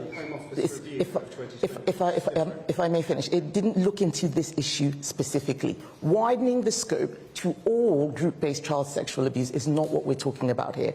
And it was because it was so widened that we didn't get to the nub of the issue. More and more has been done. We had a grooming gangs task force that found 550 perpetrators. Even I, who was, a minister in government, was learning and discovering the sheer scale of this. We didn't know everything we know now then. What I'm saying is that now we know what we know. What needs to be done here? Full national inquiry, looking at the failures of the state as well. That's something that hasn't really been covered. What did the councils do wrong? What did the police do wrong? Maybe what did the government do wrong? That's what we want to see. And all that's been happening is kicking this into the long grass, lots of meetings, messing the survivors about, and they are fed up. So I'm not here to build a time machine and go back in time to see what extra we could have done there. We did what we did. We did what we thought was enough. More came out. What do the survivors need now? That's what we're here to talk about. Thank you. Romilly Weeks, ITV. Thank you. You say this is about giving a voice to the voiceless, and clearly you have the backing of the survivors and the families who are here, and I really want to salute the courage that it takes to be here and to speak about this at all. But isn't part of the difficulty and the delicacy of this that not all survivors speak with one voice or want the same terms of reference for this inquiry? And also, if I may, on a second issue, Nigel Farage's election campaign is accused of falsifying expenses, which they deny. What should happen now? So just on the second question, I think that the Electoral Commission should investigate if there is a case of election fraud and there's evidence. That's for the Electoral Commission to investigate. I'm not here to talk about Nigel Farage. I'm here to talk about the survivors and victims. And you are right, they don't all speak with one voice. But if people come to me and ask for help, then I will give them that help. And you know, Fiona and Marlon can say more about where there are disagreements, but no one can deny that no national inquiry has happened, even though we've been calling for this for a year. Those are the facts. Is there anything you wanted to add to that? I think the vast majority of survivors want the same thing. There is slight differences between survivors, and everyone needs to be acknowledged and heard. I think that is extremely important. But besides that, the issue is the same. It was a systematic cover-up done by institutions that led to the mass rape and torture of children up and down this country that everyone turned a blind eye to. That's what we need to get to the bottom of, and even though everyone's experiences are slightly different and everyone's opinions are slightly different, that is what we need to get to the bottom of. Thank you. Charlie Peters, GBNews. Thank you. Kemi Badenoch, you said, opening your remarks, that 2 potential chairs had been rejected. They actually withdrew, and at least one of them said that they had concerns about political point scoring and a lack of collaboration. Did the Conservatives reach out to any other parties before launching these terms of reference, and will you be engaging with other political parties to make this more of a collaborative effort, as Marlon West referred to just a moment ago? Well, I'd be interested to know which other political parties have shown any interest in this issue. I haven't heard the Lib Dems come out and say anything except make disparaging remarks. Labour are the government, we are the opposition, so we're doing our job. Plaid, SNP, Greens, no, they're not interested. The only Reform MP who was interested got kicked out of the party, that was Rupert Lowe. But we don't have time to sit down and argue about which party should be doing what. We are the opposition. We are doing our job. Survivors have come to us. We will speak for them. These people have decided to waive their anonymity. I think that is important not to forget. What we want to do now is work with anyone who is interested in seeing a full national inquiry done to these terms of references, making sure that we don't just look at perpetrators, a lot of work has been done there, but also at the failures of the state. What I'm really worried about is that right now there may still be some girls who are still suffering, who are being groomed, and because we haven't got to the bottom of it or worked out where the state is failing, nothing's going to happen to rescue them. I don't want to see that. I want to see this come to an end.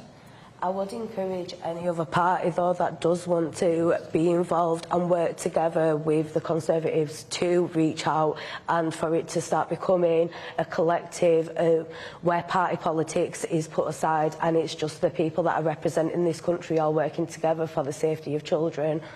Thank you. Lucia? From a local level in Oldham, from day one, I've always said there should be no colours with this. Political rosettes should be removed.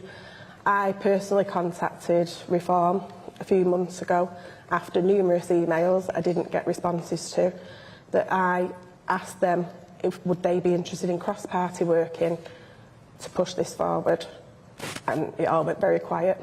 And the Conservatives have been genuinely the only party that have shown me as an advocate who shouldn't really have had to step into this space.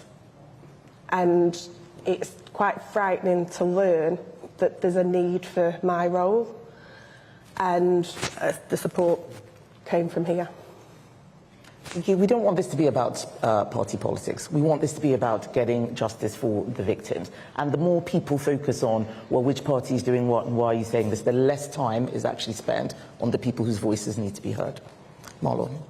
Just going back to what Kemi said about girls being groomed now, I can guarantee girls are being groomed now. Being one of the leads for the independent inquiry for Rupert Lowe, I speak to people, survivors and families across the country, not just Wales and England, Scotland as well. This is still happening now, which is why it's paramount that Labour get a move on and start protecting these girls and boys. Damien Grammaticus from BBC. Hi, yes, so David Grammaticus from BBC. I mean, on that issue of the cross-party working, I mean, this is billed as a Conservative event, and I mean, everyone here is saying they want cross-party working. Why don't you sit back down behind closed doors and make these points and seek to work in a cross-party way? You could always later down the line say that wasn't delivered, but why don't you seek to work hand in hand like that rather than sort of pressure public? Well, because we are the opposition. There's a lot of cross-party work going on. We have Conservatives working on Rupert Lowe's panel, for example, but I have to do I have to carry out my constitutional role. As I said, what I've heard from other parties is lots of sneering and smears, people talking about us jumping on a far-right bandwagon. I don't have time to engage in that. What I need to do with the time I have is make sure that we raise the awareness of this issue. Having a press conference like this means that those people in other parties can then see what we're doing and decide to work with us. But simply, waiting for them to come to us wanting to be collaborative, I think is not a great use of our time. What we have seen is that we called for a national inquiry. Labour said, no thanks. It was because of press conferences like this, us pushing it, that they decided to have a national inquiry. Now we saw them backtracking, saying, well, they couldn't find anyone to do the role, the whole fandango with Jess Phillips. So we're doing this again to make sure that people don't forget about this, that it doesn't get kicked into the long grass. So some of this does require political courage. People asking me to stop being a Conservative so that, this issue isn't a Conservative issue, are forgetting I'm a Conservative politician. That doesn't stop because of the issue. People who want to work with us will go to all other parties, but at the end of the day, we're the ones who've been responsive. If other people want to work with us, I think that's great, but this is not about me. This is the point I'm making. It's not about Chris. It is about the victims. Who is speaking out for them? Who is helping them? That's the key thing. And just to add to that, I mean, So that's Kemi Badenoch now chairing the press conference after that statement about the grooming gangs inquiry. We've got our panel with us, Charlie Peters and Matthew Twitt. Charlie Peters? No, Charlie Rowley. Sorry, Charlie Rowley. Charlie Peters asked a question. He did. A very good question too. The Tories seem to have rather seized this as an issue. Totally, and I think that people who are fed up with things like the COVID inquiry, which is taking far too long, costing far too much. This was very, very clear. This would be a 2-year inquiry, so time limited in terms of the length of time that the inquiry will take place. But as one of the victims said there, it shouldn't restrict the length of time this abuse has been going on for. And whilst you might have people that want to talk about child sexual abuse on the whole, which does involve predominantly white individuals, but that is abuse on the whole because we are predominantly a white country. This is specific to certain communities where for far too long, particular groups of people, particularly from the Pakistani origin of background, councillors, police, local authorities that covered up systemic abuse of what was targeted against predominantly white British girls. That's what this inquiry is all about. That's what the victims have been calling for that you've heard for at that press conference. That is something that Jess Phillips has systematically failed to deliver. She's the safeguarding minister. The safeguarding minister, and nothing's happened. Who gets outraged, by the way, if anyone criticises her, because she goes on about her long record and what she did before she became an MP. She worked in that area. But on this specific issue, we're no further forward. Exactly, and it is... I mean, it was a good press conference because it was talking about not being too political about it. It's trying to work cross-party. It's trying to solve what is, clearly an awful issue that's gone on for far too long. But, you can only have something cross-party. Well, the government's got to do something about it, and that's why it's an open goal for the Conservatives to be able to host a press conference like this. because of Labour's failure. Chris Philp, the Shadow Home Secretary, called it one of the greatest scandals of modern times, the child grooming scandal. I think he's right, isn't he? We've had a lot. You think back to things like Hillsborough and other things, there's been many stains on our collective But conscience. these are young girls targeted for being... Not playing it down whatsoever. It's definitely from up there. broken homes. And this is the problem, right? Nobody cares about these people and haven't done for years. I appreciate the Conservatives and other parties are now, including Labour, are now talking about this. Most mentions of this actually came in January of this year, when whether people on the left like me like it or not, Elon Musk shone a light on it and it became somewhat of a national conversation. What his agenda was can be discussed another day, but these survivors are now having their voices heard in a way that they haven't, when in areas where I'm from, this has been discussed for years and you were talked about in a way that wasn't very nice for raising it as an issue.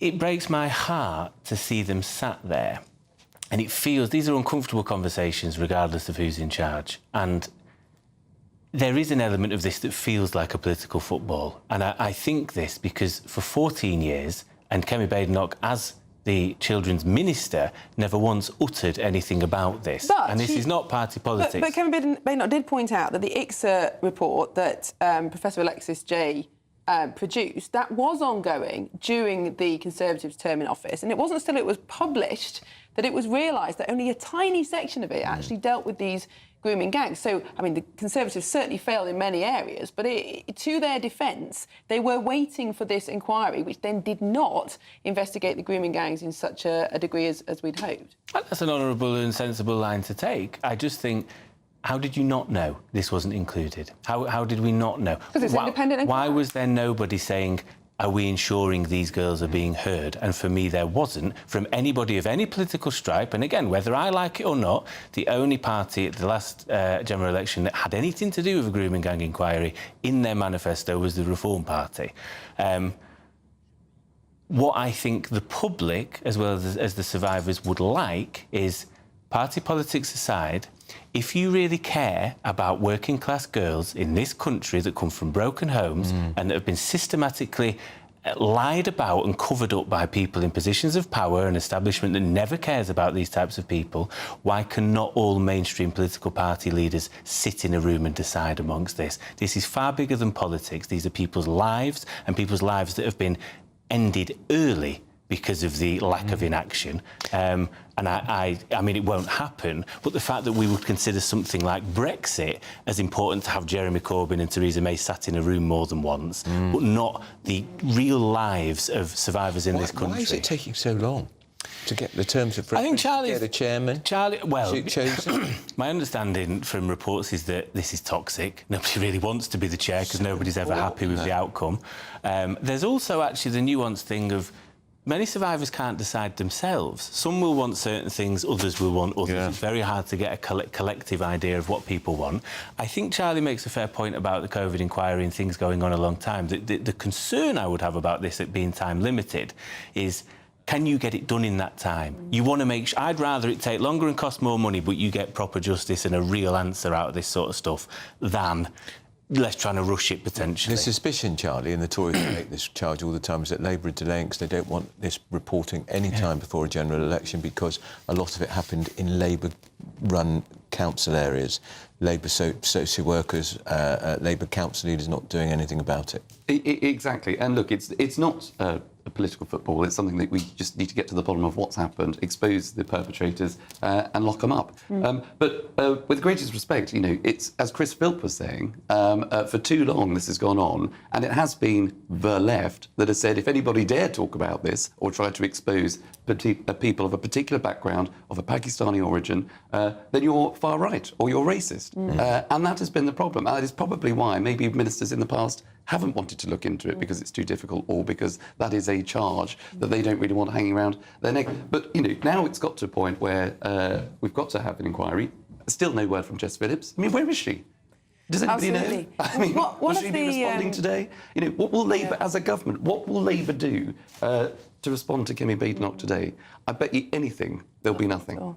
One issue that they potentially could pick up on for a cross-party approach is this idea that some of the victims are putting forward, that whether or not the inquiry happens and however long it takes, there are women now suffering whose lives have been destroyed by this abuse, who need help, whether that's financial support, whether that's psychological support, whose families need help. That is something that the government surely could get behind if it wanted to. Absolutely. I mean, it could do it tomorrow. The Home Office can set up a helpline, it can set up any kind of resources that it wants, and you've got a minister to do that. But the fact that that hasn't happened, and again, it's a sort of, an open goal for the Tories, maybe Reform as well, who've talked about it, as Matthew was saying, because there has been the vacuum since this was raised, and Charlie Peters has done brilliant work here exposing this issue. But still no response allows other political parties to move in to say this is a government failure again, and they're doing something about it. And it's quite telling when you have victims, survivors, advocates, families, parents sitting around that table with Kemi Badenoch today, united, asking for a time-limited inquiry, asking for resources, asking to get to the bottom of the difficult issues that need to be addressed. When the current setup, we've seen resignations, we've seen disunity, the government just can't get a grip of it. And we heard them, by the way, the survivors. They do not care which political party does this. They want answers, they want justice, and they want help and support, no matter who it is that's putting it forward. And politicians should remember that. And just looking at the ongoing impact, survivors frequently report post-traumatic stress disorder fear. The fear, they're frightened. They're frightened of men. Isn't that terrible?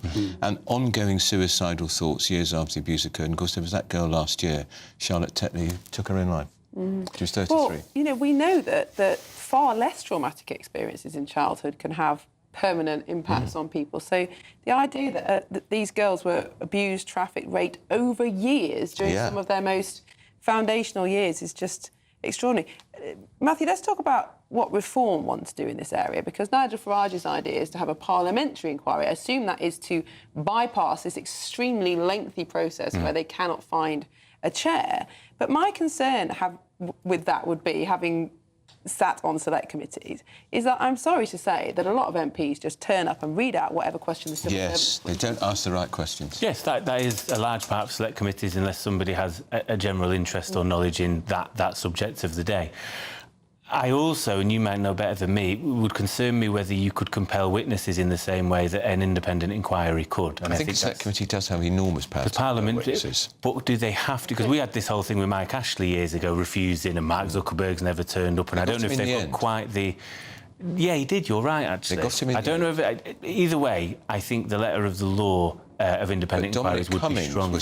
Was summoned by a select committee, and he was Boris Johnson's completely mad advisor.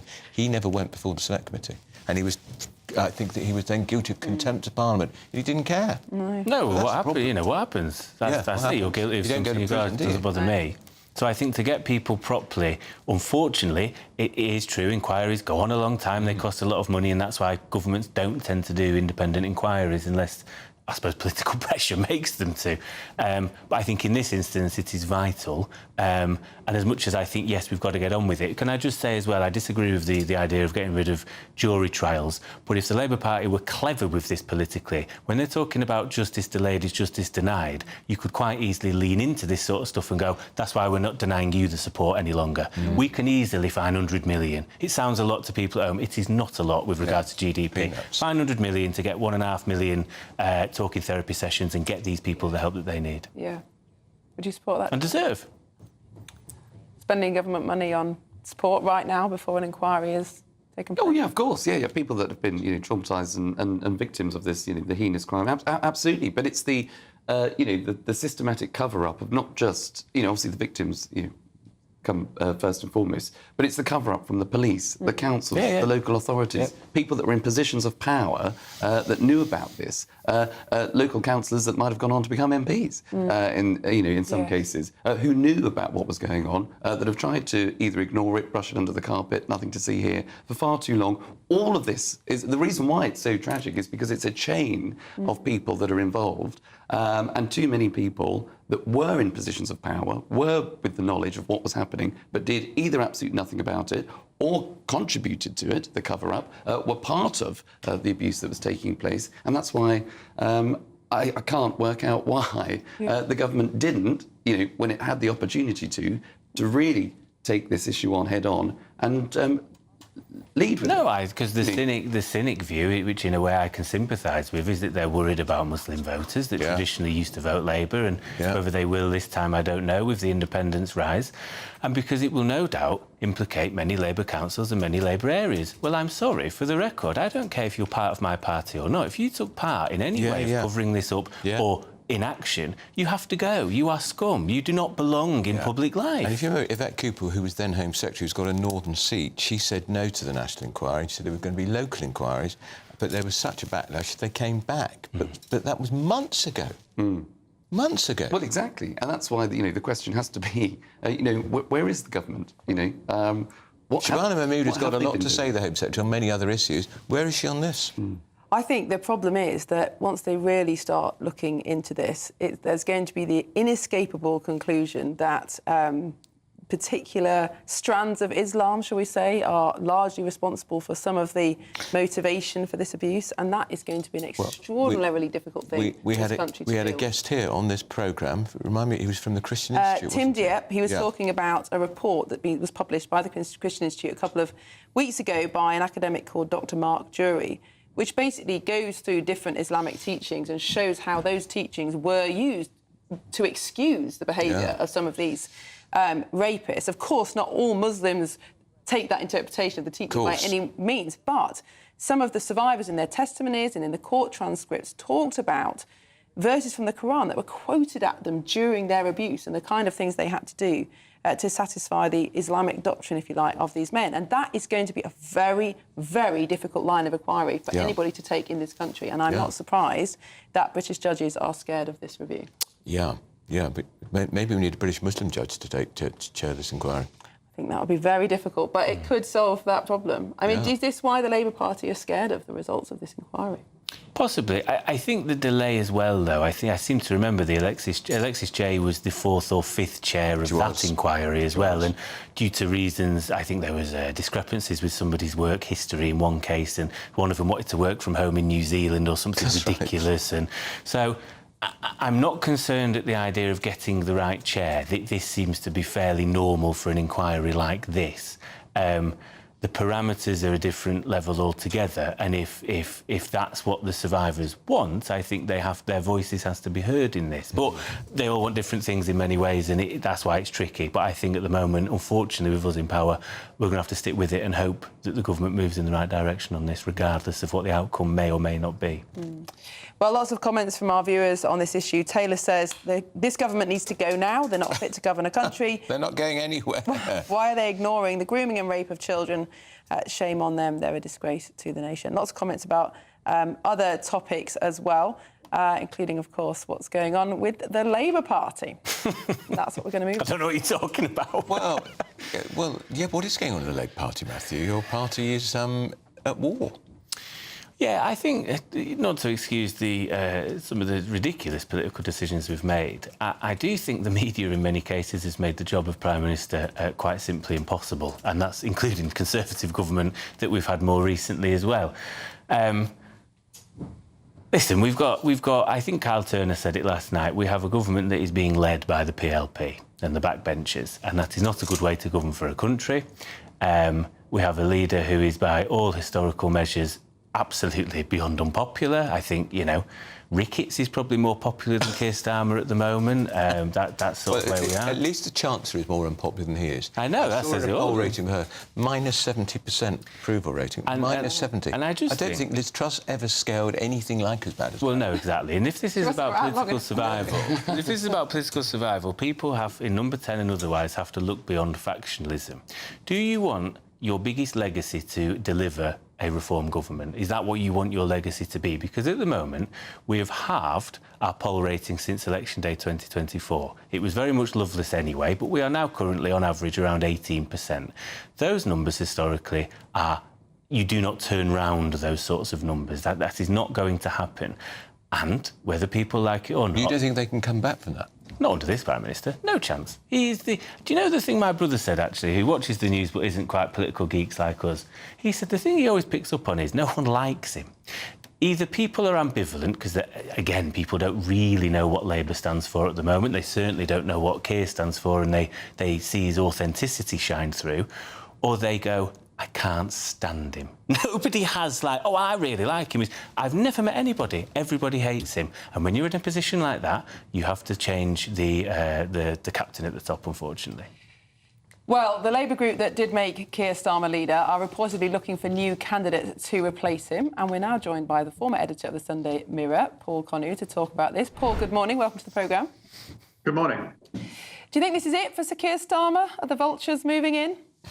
Well, I've been saying in my columns for about the last 3 months that I think that Sir Keir will not be leading the Labour Party after next May's elections in England, Scotland and Wales. And I think it's ironic that Labour Together, of course, which was actually originally run by Morgan McSweeney, his current chief of staff, who was under fire himself, they actually helped Sir Keir, who I didn't vote for as leader, into power. Now they seem to be wanting to bring his downfall, or at least a remarkable survey broken by the Times, Patrick Maguire, who's very well connected Times journalist to the Labour Party.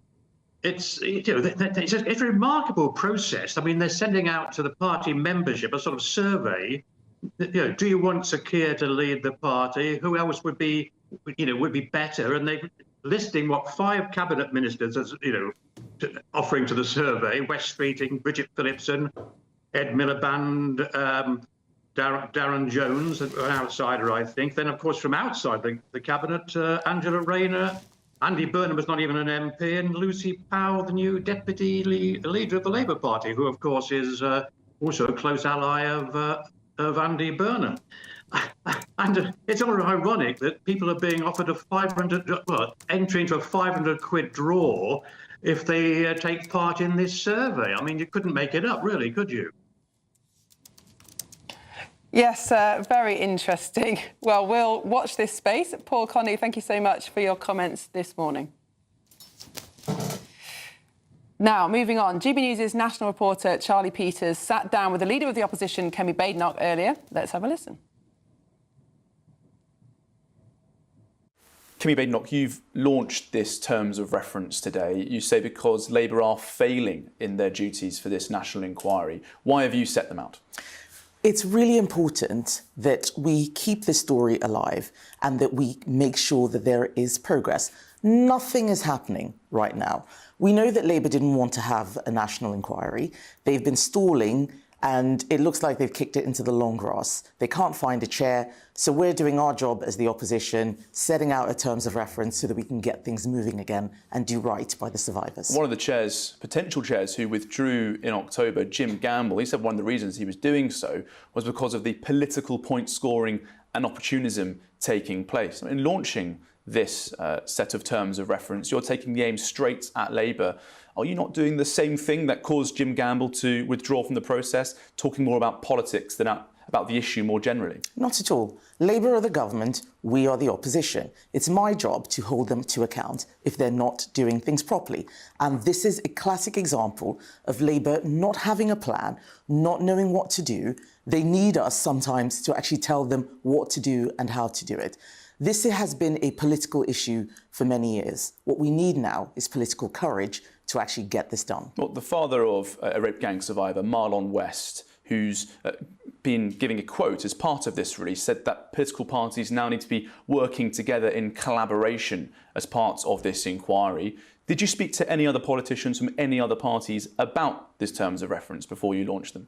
Well, we are trying to work together with other parties. We're trying to work together with Labour. But did you speak to anyone about this terms of reference, at the end of the day, we are His Majesty's loyal opposition. The Green Party's not interested in this. The Lib Dems are not interested in this. Did you reach out to them? SNP, Did you reach out to them? Did you react to them? There was only one Reform MP who was interested, and he got kicked out of Reform. So right now, I'm not going to spend time talking to people who show no interest and have been criticising us. My job is to talk to the government and make sure that they get this done. I mean, they may think this is an opportunity to collaborate with you. You've not spoken to any of those parties about this proposed terms of reference. They've not reached out to us at all. They can see all the work we've been doing. They can see that the survivors are coming to us, working with us. If other parties were interested, they would have reached out. Okay. The fact is, they're not. Well, there was only one Reform MP who was interested, and they've kicked him out. They use this for political opportunism. I am doing this because I actually care what happens to those girls. Their stories are heartbreaking, and I'm not going to waste time with people who want to faff about. Let's get this done. Jess Phillips needs to do her job. Keir Starmer needs to make sure we get a national inquiry. Well, looking at what you want to be investigated in the terms of reference, there's some specific references to clans and networks of abusers. What are you referring to there when you want the investigation to look at that? Is it about sort of family networks and of organised abusers? We need to look at the cultural aspects that may have had an impact here. And that is on both sides. The cultural aspects that might have meant certain communities were more likely to be perpetrators, but also the cultural aspects on our side where people ignored the plight of a lot of very vulnerable young girls. Those things do need to be looked at, and that's what we're referring to there. Are you also expecting this inquiry, are you going to put pressure on it to look at wider criminality? One of the things that we found at GBNews is that the grooming gang's abuse is often linked to drug networks and gun running. This is organised criminal gangs operating across the country. Do you have confidence that this inquiry can look into that problem? I think it can, but it's also important that we get this done as quickly as possible. We want a 2-year inquiry. Judge-led, that can be a retired judge, one that happens concurrently while legal proceedings carry on. We don't want something that's going to stop people from going to prison or being investigated. This can be done. I've had experience with inquiries before. I'm a former Secretary of State. With the post office scandal, I saw how the inquiry was being used as a way to stall justice for the victims. So it's from that experience that I'm speaking now. I don't want to see that happen again. One final concern that we've heard more generally from survivors, even in the last week or so, is that they're nervous that this inquiry's scope will be quite limited in terms of time, that it won't go back far enough to look at migration patterns, to look at how these networks are formed. How far back do you want this inquiry to look? Because there are concerns it could start perhaps in the very modern era. I think we need to make sure that there is balance. We want to make sure we have an in-depth inquiry, but we also don't want to go on for another 20 years, as we've seen some inquiries do.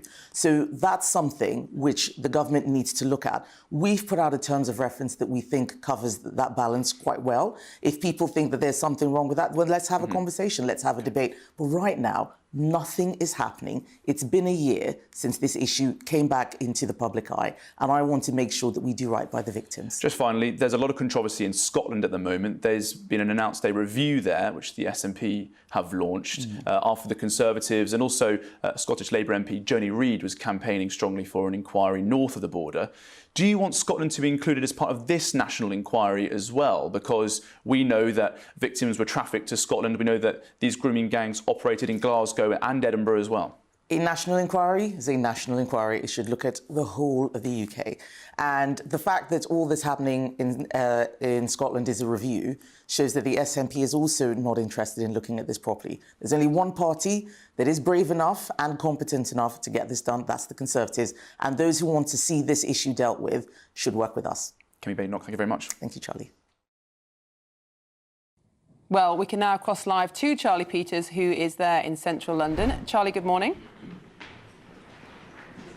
Good morning. Yeah, an interesting interview from Kemi Badenoch there, particularly at the end, speaking about Scotland, some pressure on the SNP, saying that this national inquiry, which was launched in June, expected to look at just England and Wales, the Conservatives now saying that that should extend to Scotland. That comes after quite a lot of controversy about a review announced by the SNP government last week into the gangs, after a lot of pressure, particularly when GBNews revealed a Glasgow grooming gang last month. Also some discussion on collaboration, which we heard during the press conference here moments ago, speaking about opportunities for other political parties to get involved and questions for the Conservatives on why they didn't reach out to other parties before launching this set of terms of reference. But I'm very happy to say now joined by one of the panellists from that event, Fiona Goddard, a survivor and campaigner from Bradford. Fiona, what do you make of this Conservative announcement today? I think that the terms are really good. I think that they They highlight the key issues that have been controversial within the grooming gang scandal and gone unaccounted for so long, while also acknowledging other people's experiences and making sure that all grooming gang survivors' experiences are taken into account. Some pressure on the Conservatives about collaboration, about not reaching out to other political parties. You've been calling for all people to get involved. Do you want other parties now to get in touch with the Tories and campaigners to make sure that happens? Yeah, I would encourage every political party to come together, reach out to the Conservatives and become a force to be able to make sure this inquiry is done properly. And what are you saying to the Labour government now? Because it's 6 months on since this inquiry was announced. There's criticism from a lot of people about the lack of progress. They say they're committed to this inquiry. What's your perspective? I think it just needs to start making progress. They need to get on with it. They need to start listening to what people are saying and take things into consideration rather than thinking they know better. Fiona, we've been speaking to a lot of survivors engaging with the government on this, and they've been saying recently that they're quite concerned about the terms of reference in terms of how far back it will look. And Kemi Badenoch, speaking to us earlier this morning, said that this inquiry should be expansive. It should look back into when these crimes happened. No limit on that. Do you share that perspective?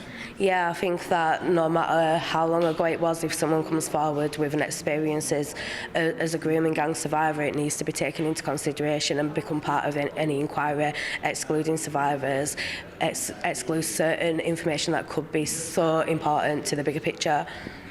We're also hearing information from Kemi Badenoch saying that this inquiry should go to Scotland. Now, you told us last month about you being trafficked from Bradford to Glasgow at the height of your abuse. Drugs were involved in that as well, the same pattern that we saw in so much of England and Wales. What's your reaction to Kemi Badenoch's demand that this inquiry goes all over Great Britain? I think Scotland definitely needs to have an inquiry that needs to work hand in hand with the government in England. I think the problem is doing one together can then broaden the scope a bit too much. So if Scotland did its own that fed into the UK one, it could also work as holding the UK inquiry to account and the same vice versa. So then we can make sure that there is no cover-up happening within the inquiries as well. Fiona Goddard, thank you so much for your time this morning. Thank you. Bye. Well, we've heard there from Fiona what she wants in Scotland as well as across the country. So many demands now we've heard from the Conservatives, what they want in this terms of reference, looking at ethnicity, religion and wider patterns of criminality as well. I think that's going to be the next big focus in this national conversation, is the links between these organised criminal gangs and the grooming gangs, the links between drugs and guns and grooming and networks of abusers. More pressure for the Labour government, who have said that they are absolutely committed to launching that national inquiry, that it will focus on ethnicity. They say it will focus on religion. The Labour government adamant that that will take place. But 6 months on since that announcement in June, there is significant frustration about how long that process is taking. And what we've heard today, ensuring people put that pressure on the scope of the inquiry and the time limits that it has as well. Charlie Peters, thank you very much for that report. Charlie Peters there, live in central London. I think one of the interesting things to develop this morning, Andrew, is this idea that survivors need ongoing support, regardless of how long this inquiry takes. Because they're living with it, the trauma, post-traumatic stress, fear of men. And I suspect that's part of the reason they've got to really nail down this line about the Pakistani heritage, and they probably struggle if they see a Pakistani man. I'm sure, absolutely. Well, some of them are forced to live now in the same communities with their abusers because they've either never been to prison or they've been let out of prison. And walking around like with their nose in the air, I mean, which just makes it so much more difficult. And we know that some of them have committed suicide and some of that have committed suicide. It's a terrible, terrible scandal. Well, moving on now, President Donald Trump may walk away from the Ukraine peace process as his son claims the war is not a priority for Americans. That and much more coming up in just a moment. Stay with us.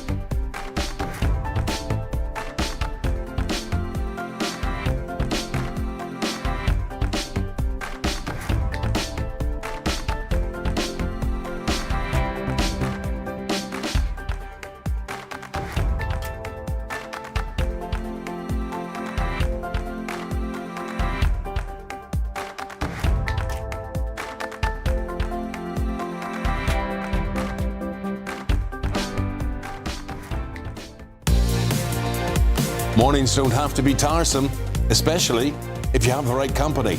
Wake up to news as it happens, opinion and debate, and of course, a little bit of entertainment too. Because when the kettle's on, we're on. That's Breakfast on GB News, a show worth waking up for. Every morning from 6 a.m. Only on the People's Channel, Britain's news channel. We'll spread the news, you spread the word. From the school run to the home run, watch a new show for all of Britain. He can say whatever he wants. A straight talking show where all voices are heard. And, you know, when are we going to stop talking about smashing the gangs and actually do it? With the stories that matter from every part of our country. There's a bit of a crash landing there for your Chancellor. Bold, fearless and standing up for you. That's me, Martin Daubney, 3 p.m. till 6 p.m, weekdays, here only on GB News. The People's Channel, Britain's news channel. Westminster's full of talk, but out here, it's the real world. Am I allowed to talk then? No, that's it. This is where it matters, real people and real lives. That's what politics is all about. The fact has Trump made a good start? No. Straight answers, no spin, and just a couple of pints. How many fingers have I got up? About 10. So join me for Lee Anderson's Real World every Friday at 7 p.m, only on GB News. The People's Channel, Britain's news channel.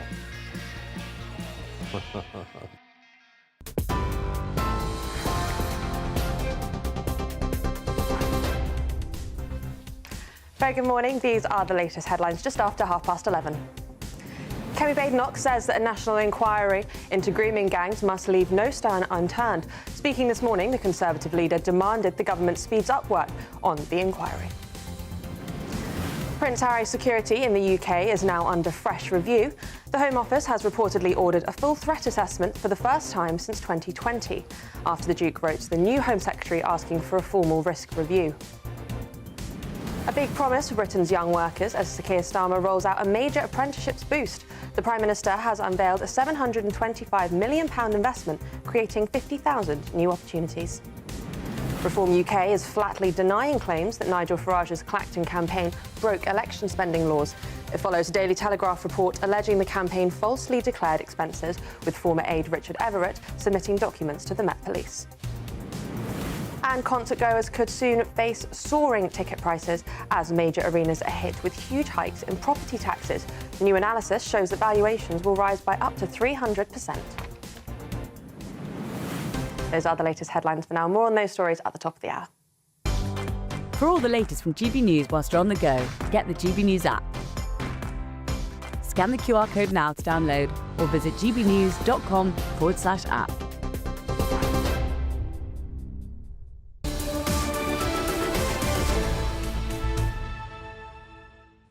Well, has Prince Harry got reasons to smile today? Because he's won a Home Office review of that decision taken earlier this year to strip him of 24-hour armed police protection on visits to the UK.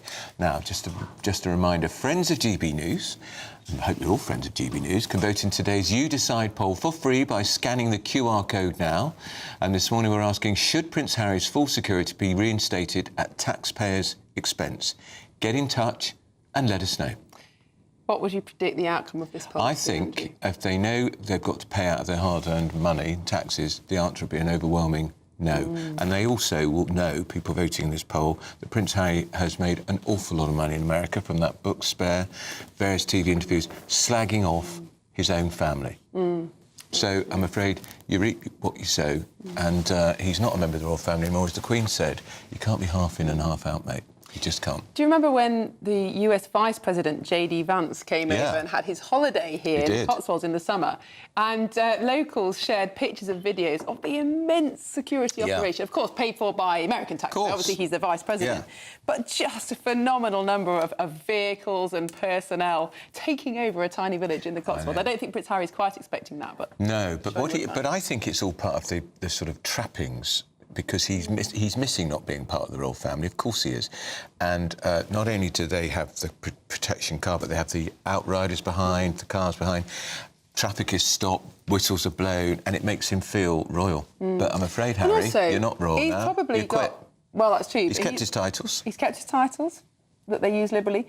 But he probably does have a sense of paranoia from childhood and everything that happened with his mother and the paparazzi. And he's probably more afraid than is reasonably necessary about what could happen. But nevertheless, you can kind of understand why he's afraid of being pursued by the press or others. Well, the press won't be pursuing him, but I still maintain if he really was keen enough to see his ailing father, his father is sick with cancer, we know that, he could get into Britain quite easily, quite discreetly, with his wife and children, and none of us would be any the wiser until he'd gone back. Yeah, that's true. And the palaces are all huge. He could easily stay there. Go to Balmoral, go to Kensington Palace, he could go to Sandringham. Yeah. Windsor Castle, there's all sorts of entrances and exits, so nobody Royal would Lodge need to know. Empty.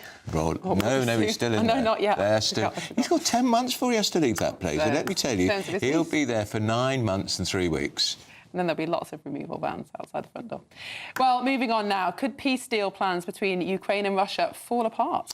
Donald Trump Jr., who's a key part of the president's kitchen cabinet, says the US president may walk away from the Ukraine war, arguing there was no reason for Kiev to pursue peace while US money kept flowing. Well, GB News' political editor, Christopher Hope, joins us now. Christopher, good morning.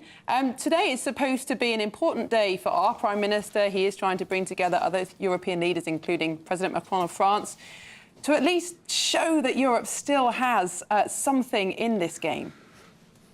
Absolutely. Morning, Miriam, and morning, Andrew. Yeah, we'll be seeing those leaders walking down Downing Street within the next hour on GB News. Sir Keir Starmer, of course, meeting with Germany's Friedrich Merz, France's Emmanuel Macron, and, of course, Ukraine's President Zelensky. Now, we're told by Number 10 there'll be no joint press conference, maybe currently no planned joint phone call to that man, President Trump. We're told by Number 10 the PM will use this as an opportunity to show support for President Zelensky and discuss the peace talks that have taken place in recent weeks. Those talks, of course, 3 days of talks in the States. You're seeing them on screen now. I think you're seeing there other talks earlier than that, but they've been talking recently in Florida. The contentious areas are this. The Ukrainians have been told to cede parts of the Donbass region that they still control. They control 15% of that area. Also, security guarantees. Will the US step in to support Ukraine if this deal is agreed? We're told by Keith Kellogg, he's Trump's envoy, that we are in the last 10 metres of peace, but so far little has happened. The PM has said this morning that the conflict is nearly 4 years old. Russia is the aggressor, and therefore, if there is to be a ceasefire, it needs to be just. But the problem here is, what will that man on the screen now, Donald Trump, agree to? Arranging an interview this morning with Gordon Sunderland, who is the former US ambassador to the EU, he said this, that Europe needs to take the lead. Europe needs to be out front. He said that in 2014, Europe stood by when Putin invaded Crimea. Again, in 2022, we were caught short, not recognising that arms build-up on the border of Ukraine was about to lead to an invasion. Now, people say back to him, well, if we do this deal with Russia, when he rearm and then try and take Ukraine in full in a few years' time, to which the US response seems to be, it's up to you, Europe, to form the barrier to that happening. So the big question mark here is, can Europe rearm quickly? Will British troops be on the ground in Ukraine? And can we step up and not rely forever on US support? Because frankly, that is falling away. And Chris, how important is this for the Prime Minister politically? He's struggling, the polls are appalling, of course. Domestically, he's in real trouble, but he appears to gain some support when he does his stuff on the international stage. I think limited, Andrew. I remember Theresa May being very strong on the Salisbury poisonings, and ensuring dozens of Russian diplomats expelled around the world, bringing together international support for the UK over those poisonings back in 2018. It did no good for her at all domestically. I think it's similarly here. I think voters look at this happening. We're pleased we've got a PM who can lead on the world stage, who can be a bridge between the US and the European Union, but his domestic problems, where he is falling woefully short, remain. And we've been talking this morning, Chris, Labour Together, the very organisation, think tank, which effectively secured him the party leadership back in 2019, now openly canvassing Labour Party members to see who could perhaps be the leader to replace him. Extraordinary turn of affairs. That really is extraordinary. Labour Together is linked, yoked together with Morgan McSweeney, the Chief of Staff in Number 10, and the Prime Minister in getting him in that role, running the Labour Party originally back in 2020, March 2020, when he became leader. And to see their canvassing support for other leaderships, I mean, I think the explanation is they're trying to weigh up who's important here, who matters, who might be better than Starmer. But it looks absolutely awful. I mean, of course, Labour Together would say they're not affiliated with the Labour Party, they're merely a kind of fellow traveller on that road of the left, but really it does undermine the Prime Minister because Labour Together is so tightly yoked together with Morgan McSweeney and the team around Sir Keir Starmer, which has got smaller in recent months and years as some of them have left. Christopher Hope, live from Westminster, thank you so much for joining us this morning. Now up next, should the pension triple lock, very important for many people, be scrapped to save Britain's lost boys? That's the view of a think tank founded by Ian Duncan-Smith, Tory MP and former Tory leader. We're going to discuss that. This is Britain's Newsroom on GB News.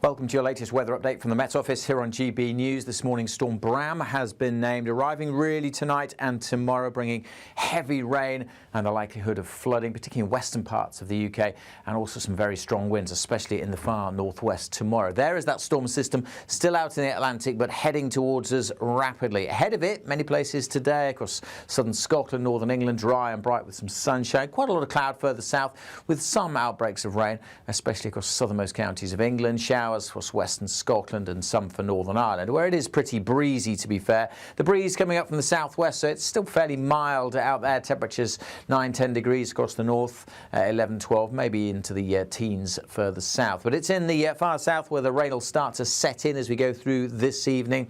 Heavy bursts of rain eventually developing, and because it's been so wet, of course, the ground very soggy indeed, so any extra rainfall likely to cause some further problems.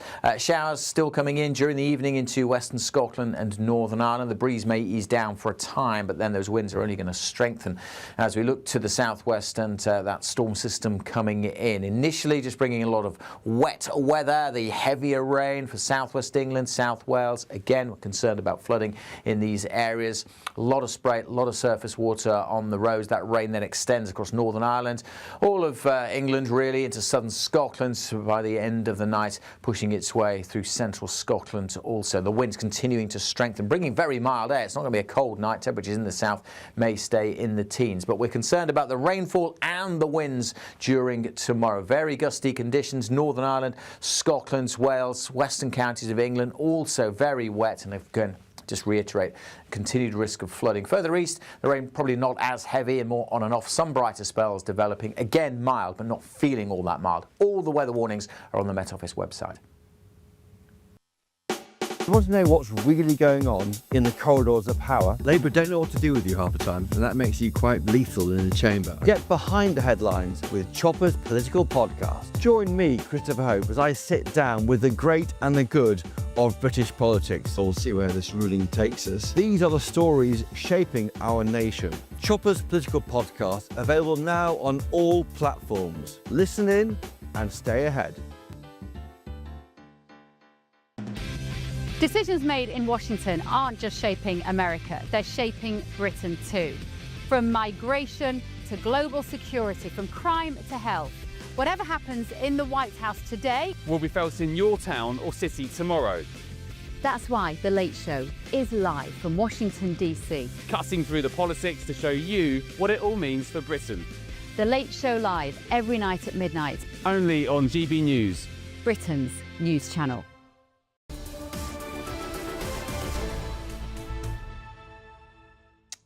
The time is 11:44. Britain's News on GB News with Andrew and Miriam.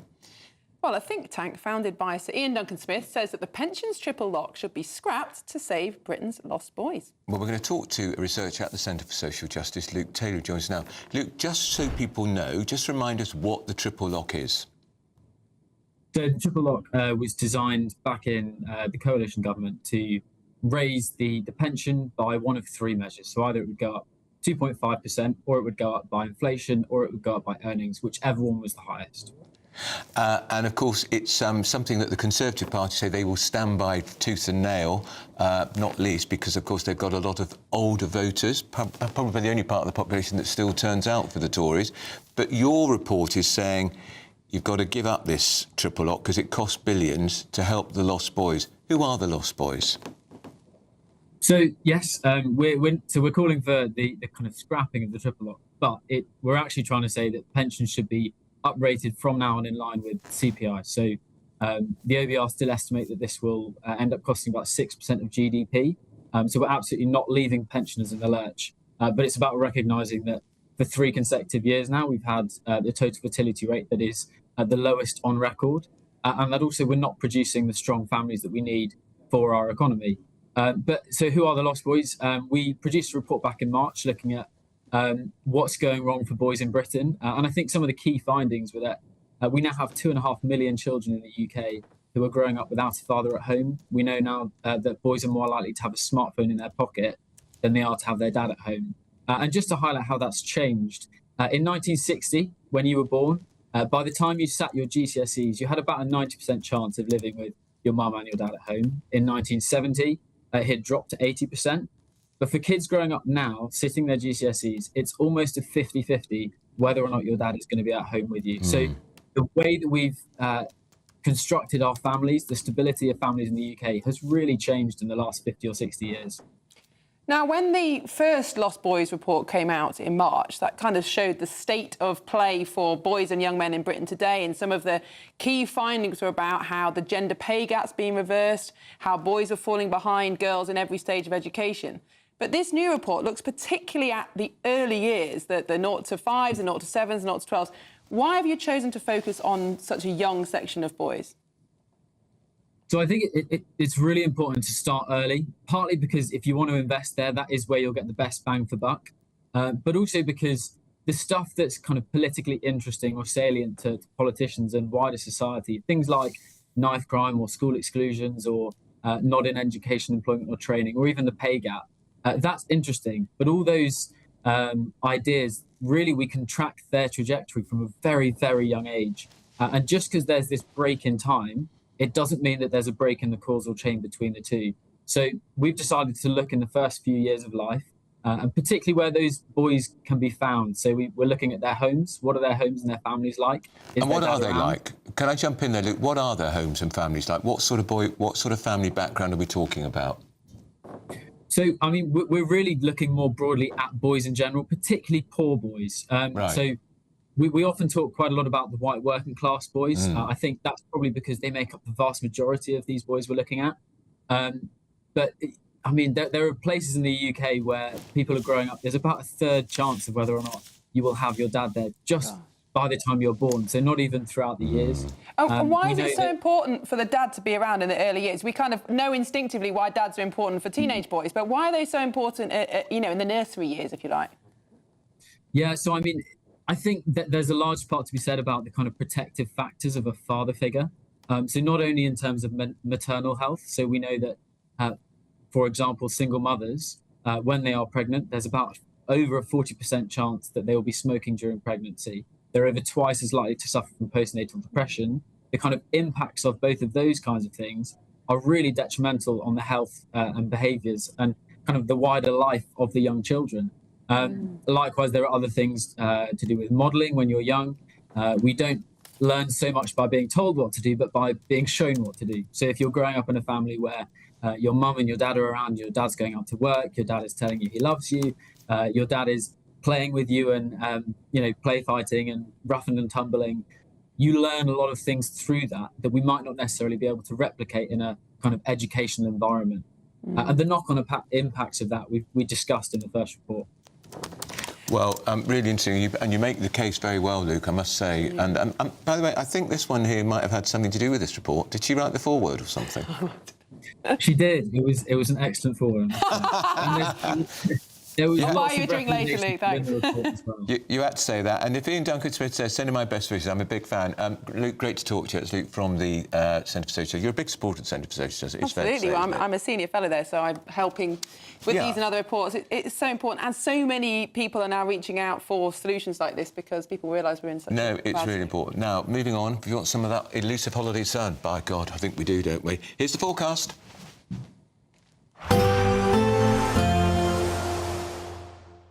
You're looking happy. Well, the forecast looks good. So you've sorted the travel insurance then? All Clear Travel Insurance sponsors GB News Travel Destinations Forecast. The unsettled conditions arriving across the UK tomorrow will also be influencing other western areas of the Mediterranean. In fact, the rain band will extend all the way down into parts of northwestern Spain, Portugal and Madeira. Central areas of the Mediterranean, though, faring off best with some fairly decent fine and calm conditions. But we do have further showers across the far east, particularly around areas of Cyprus. For many areas, though, the week ahead does look generally dry and sunny. All Clear Travel Insurance sponsors GB News Travel Destinations Forecast. I'm Michelle Dewberry, this is Jubes & Co with you. Hello everyone, Patrick Christie is here. GB News, Britain's news channel. Access the stories that matter to you. Take the GB News family with you on any device. And as long as you have an internet connection, tune in to GB News, anywhere on the planet or beyond. GB News, the People's Channel, Britain's news channel. No matter the state it's in, this is our nation. Join me, Jacob Rees-Mogg, for a genuine, honest discussion on where we have been, where we are going, and where we are with the people who set the direction. Tune in to State of the Nation every Monday to Thursday, 8 to 9 o'clock. Only on GB News. Bold. They are under no illusion. Ray. Are you a human trafficker? Boundless. I've had enough of the nonsense, and I'm not afraid to say it. Don't get us on the BBC. Every weeknight, I tear through the headlines. The smell of gasoline. Should we be worried about it? From Westminster madness to cultural war chaos. What I'm going to do now is they are throwing things out the car as we speak. Get ready, Britain. Here we go. Patrick Christie tonight, weeknights from 9 p.m, only on GB News, Britain's news channel. At GB News, we love to hear from you, our loyal community. So drop us a line at gbnews.com/yoursay. There you can talk to each other and also to the presenters live on air. gbnews.com/yoursay, because GB News is your channel, Britain's news channel. Hi, I'm Michelle Dewberry, and my show is your opportunity to cut through all the noise and dive in headfirst to some robust debates. Ideas clash. Situation, no, because the failure is you're deliberately avoiding my point. Nothing's held back, And if you think this is the end of it, wait for more. and we do not shy away from the difficult stuff. Sometimes I want to shake people and say, if only you understood. So join me on Jubes & Co weeknights at 6 p.m, only on GB News, Britain's news channel. Join me, Nana Okoye, for an informative, interactive news programme with a difference. It's fun. No, he didn't say that, Dave. I'm so surprised. I think there's an element of truth to that. Join me from 3 p.m. every weekend, only on GB News, Britain's news channel. Mornings don't have to be tiresome, especially if you have the right company. Wake up to news as it happens, opinion and debate, and of course, a little bit of entertainment too. Because when the kettle's on, we're on. That's Breakfast on GB News, a show worth waking up for. Every morning from 6 a.m. Only on the People's Channel, Britain's news channel. We'll spread the news, you spread the word.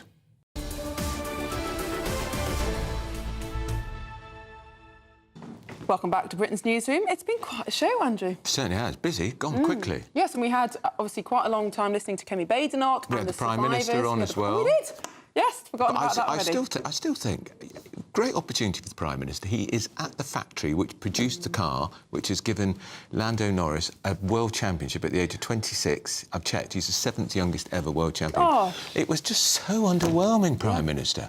You know, get a great... Why didn't he do 3 cheers for Lando? I mean, it would have brought the house down, wouldn't it? Oh, no, absolutely. But or even go and see one of the cars. But yeah, he was talking about apprenticeships, which is very important. My brother was an apprentice, British Road apprentice, never been out of work. Well, Fred, one of our viewers, has got in touch on your say. He says, this is in regards to the apprenticeship policy, young people should get off their backsides like we had to. There are plenty of jobs out there. There are. Well, there are, but it's a decreasing number of jobs because of the minimum wage rise, for example, and the employers' rights and increased taxation. Huge increase on national insurance. That's right. There aren't actually anywhere near as many jobs being advertised as there were a couple of years ago. So I think it's 6 of one, half a dozen of the other. Yeah, and so many young people are on benefits. What is the number now? I mean, is it 1 million not in There's 1 million employment? not in education, employment, or training. Yeah. Terrible. And a huge increase in number of young men, actually, which does feed into this idea of there not being any of these apprenticeship-style jobs anymore. Because they still make a lot of money in the trades at the moment, but there just aren't the routes in for many people. I mean, it's a generational thing, but when I was growing up, it was an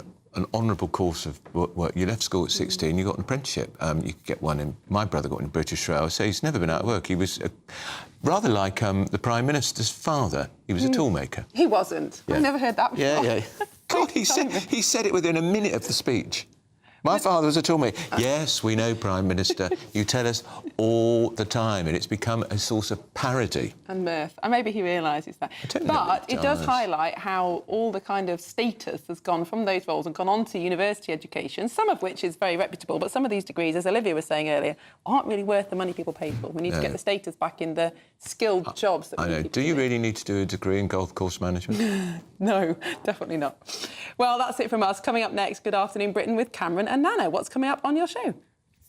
Good afternoon, Britain. I'm back, yes, from Vegas. And I shouldn't talk about myself. We've got loads of other things coming up. Look, back in my day, if you didn't go to school, it was the cane, and that's it. You better come back because they'll find you and they'll get you. Obviously, I'm not advocating that, but you should go to school anyway. Is it right that you need an incentive like a bike or a phone or a gift to go to school when it's something that you should be doing? We'll be discussing that. Yeah, we'll be debating that. And meanwhile, Prince Harry, he's run himself a review for his threat level to be assessed.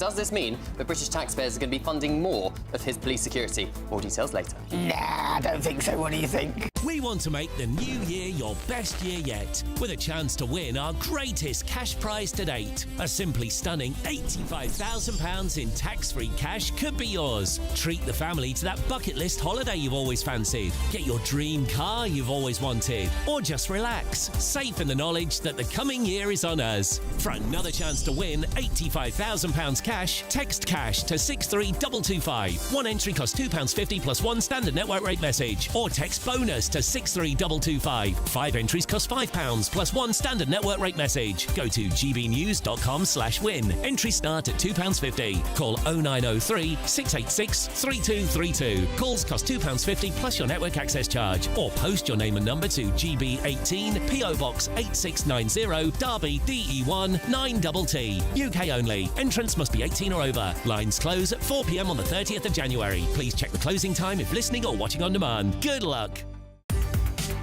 From the school run to the home run, watch a new show for all of Britain. So he can say whatever he wants. A straight talking show where all voices are heard.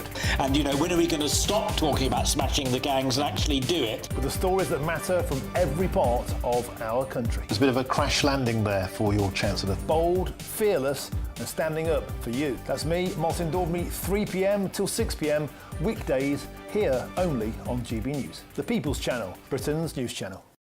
Westminster's full of talk, but out here, it's the real world. Am I allowed to talk now? No, that's it. This is where it matters, real people and real lives. That's what politics is all about. In fact, has Trump made a good start?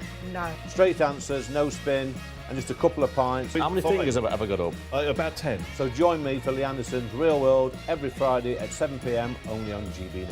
The People's Channel, Britain's news channel.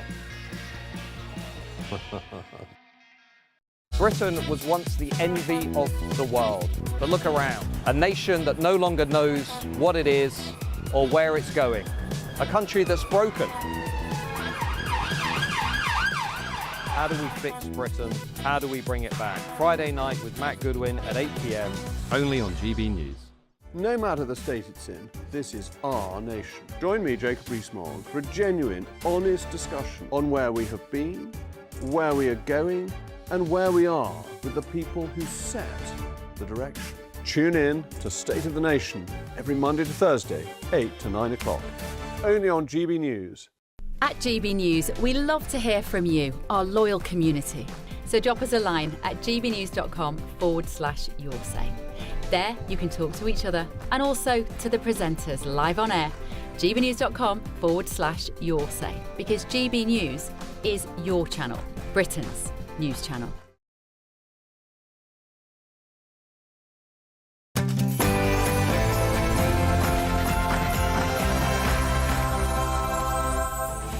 Good afternoon, Britain. It's 12 o'clock on Monday, the 8th of December. I'm Nana Aquia. And I'm Cameron Walker. Yes, so coming up, Conservative leader Kemi Badenoch held a press conference earlier and called on governments to speed up its efforts to establish an inquiry. To this inquiry, the government must act now to ensure that they and their families are supported so they can heal. But after years of fighting to expose horrific abuse, will the government deliver justice for the victims? We'll be covering this throughout the show. Right, to add breaking news in the last few minutes, former footballer Joey Barton has been sentenced at Liverpool Crown Court to 6 months in custody, suspended for 18 for sending 6 grossly offensive social media posts. And in a major development for Prince Harry's battle for taxpayer-funded security, the Duke of Sussex will have a full security risk assessment. It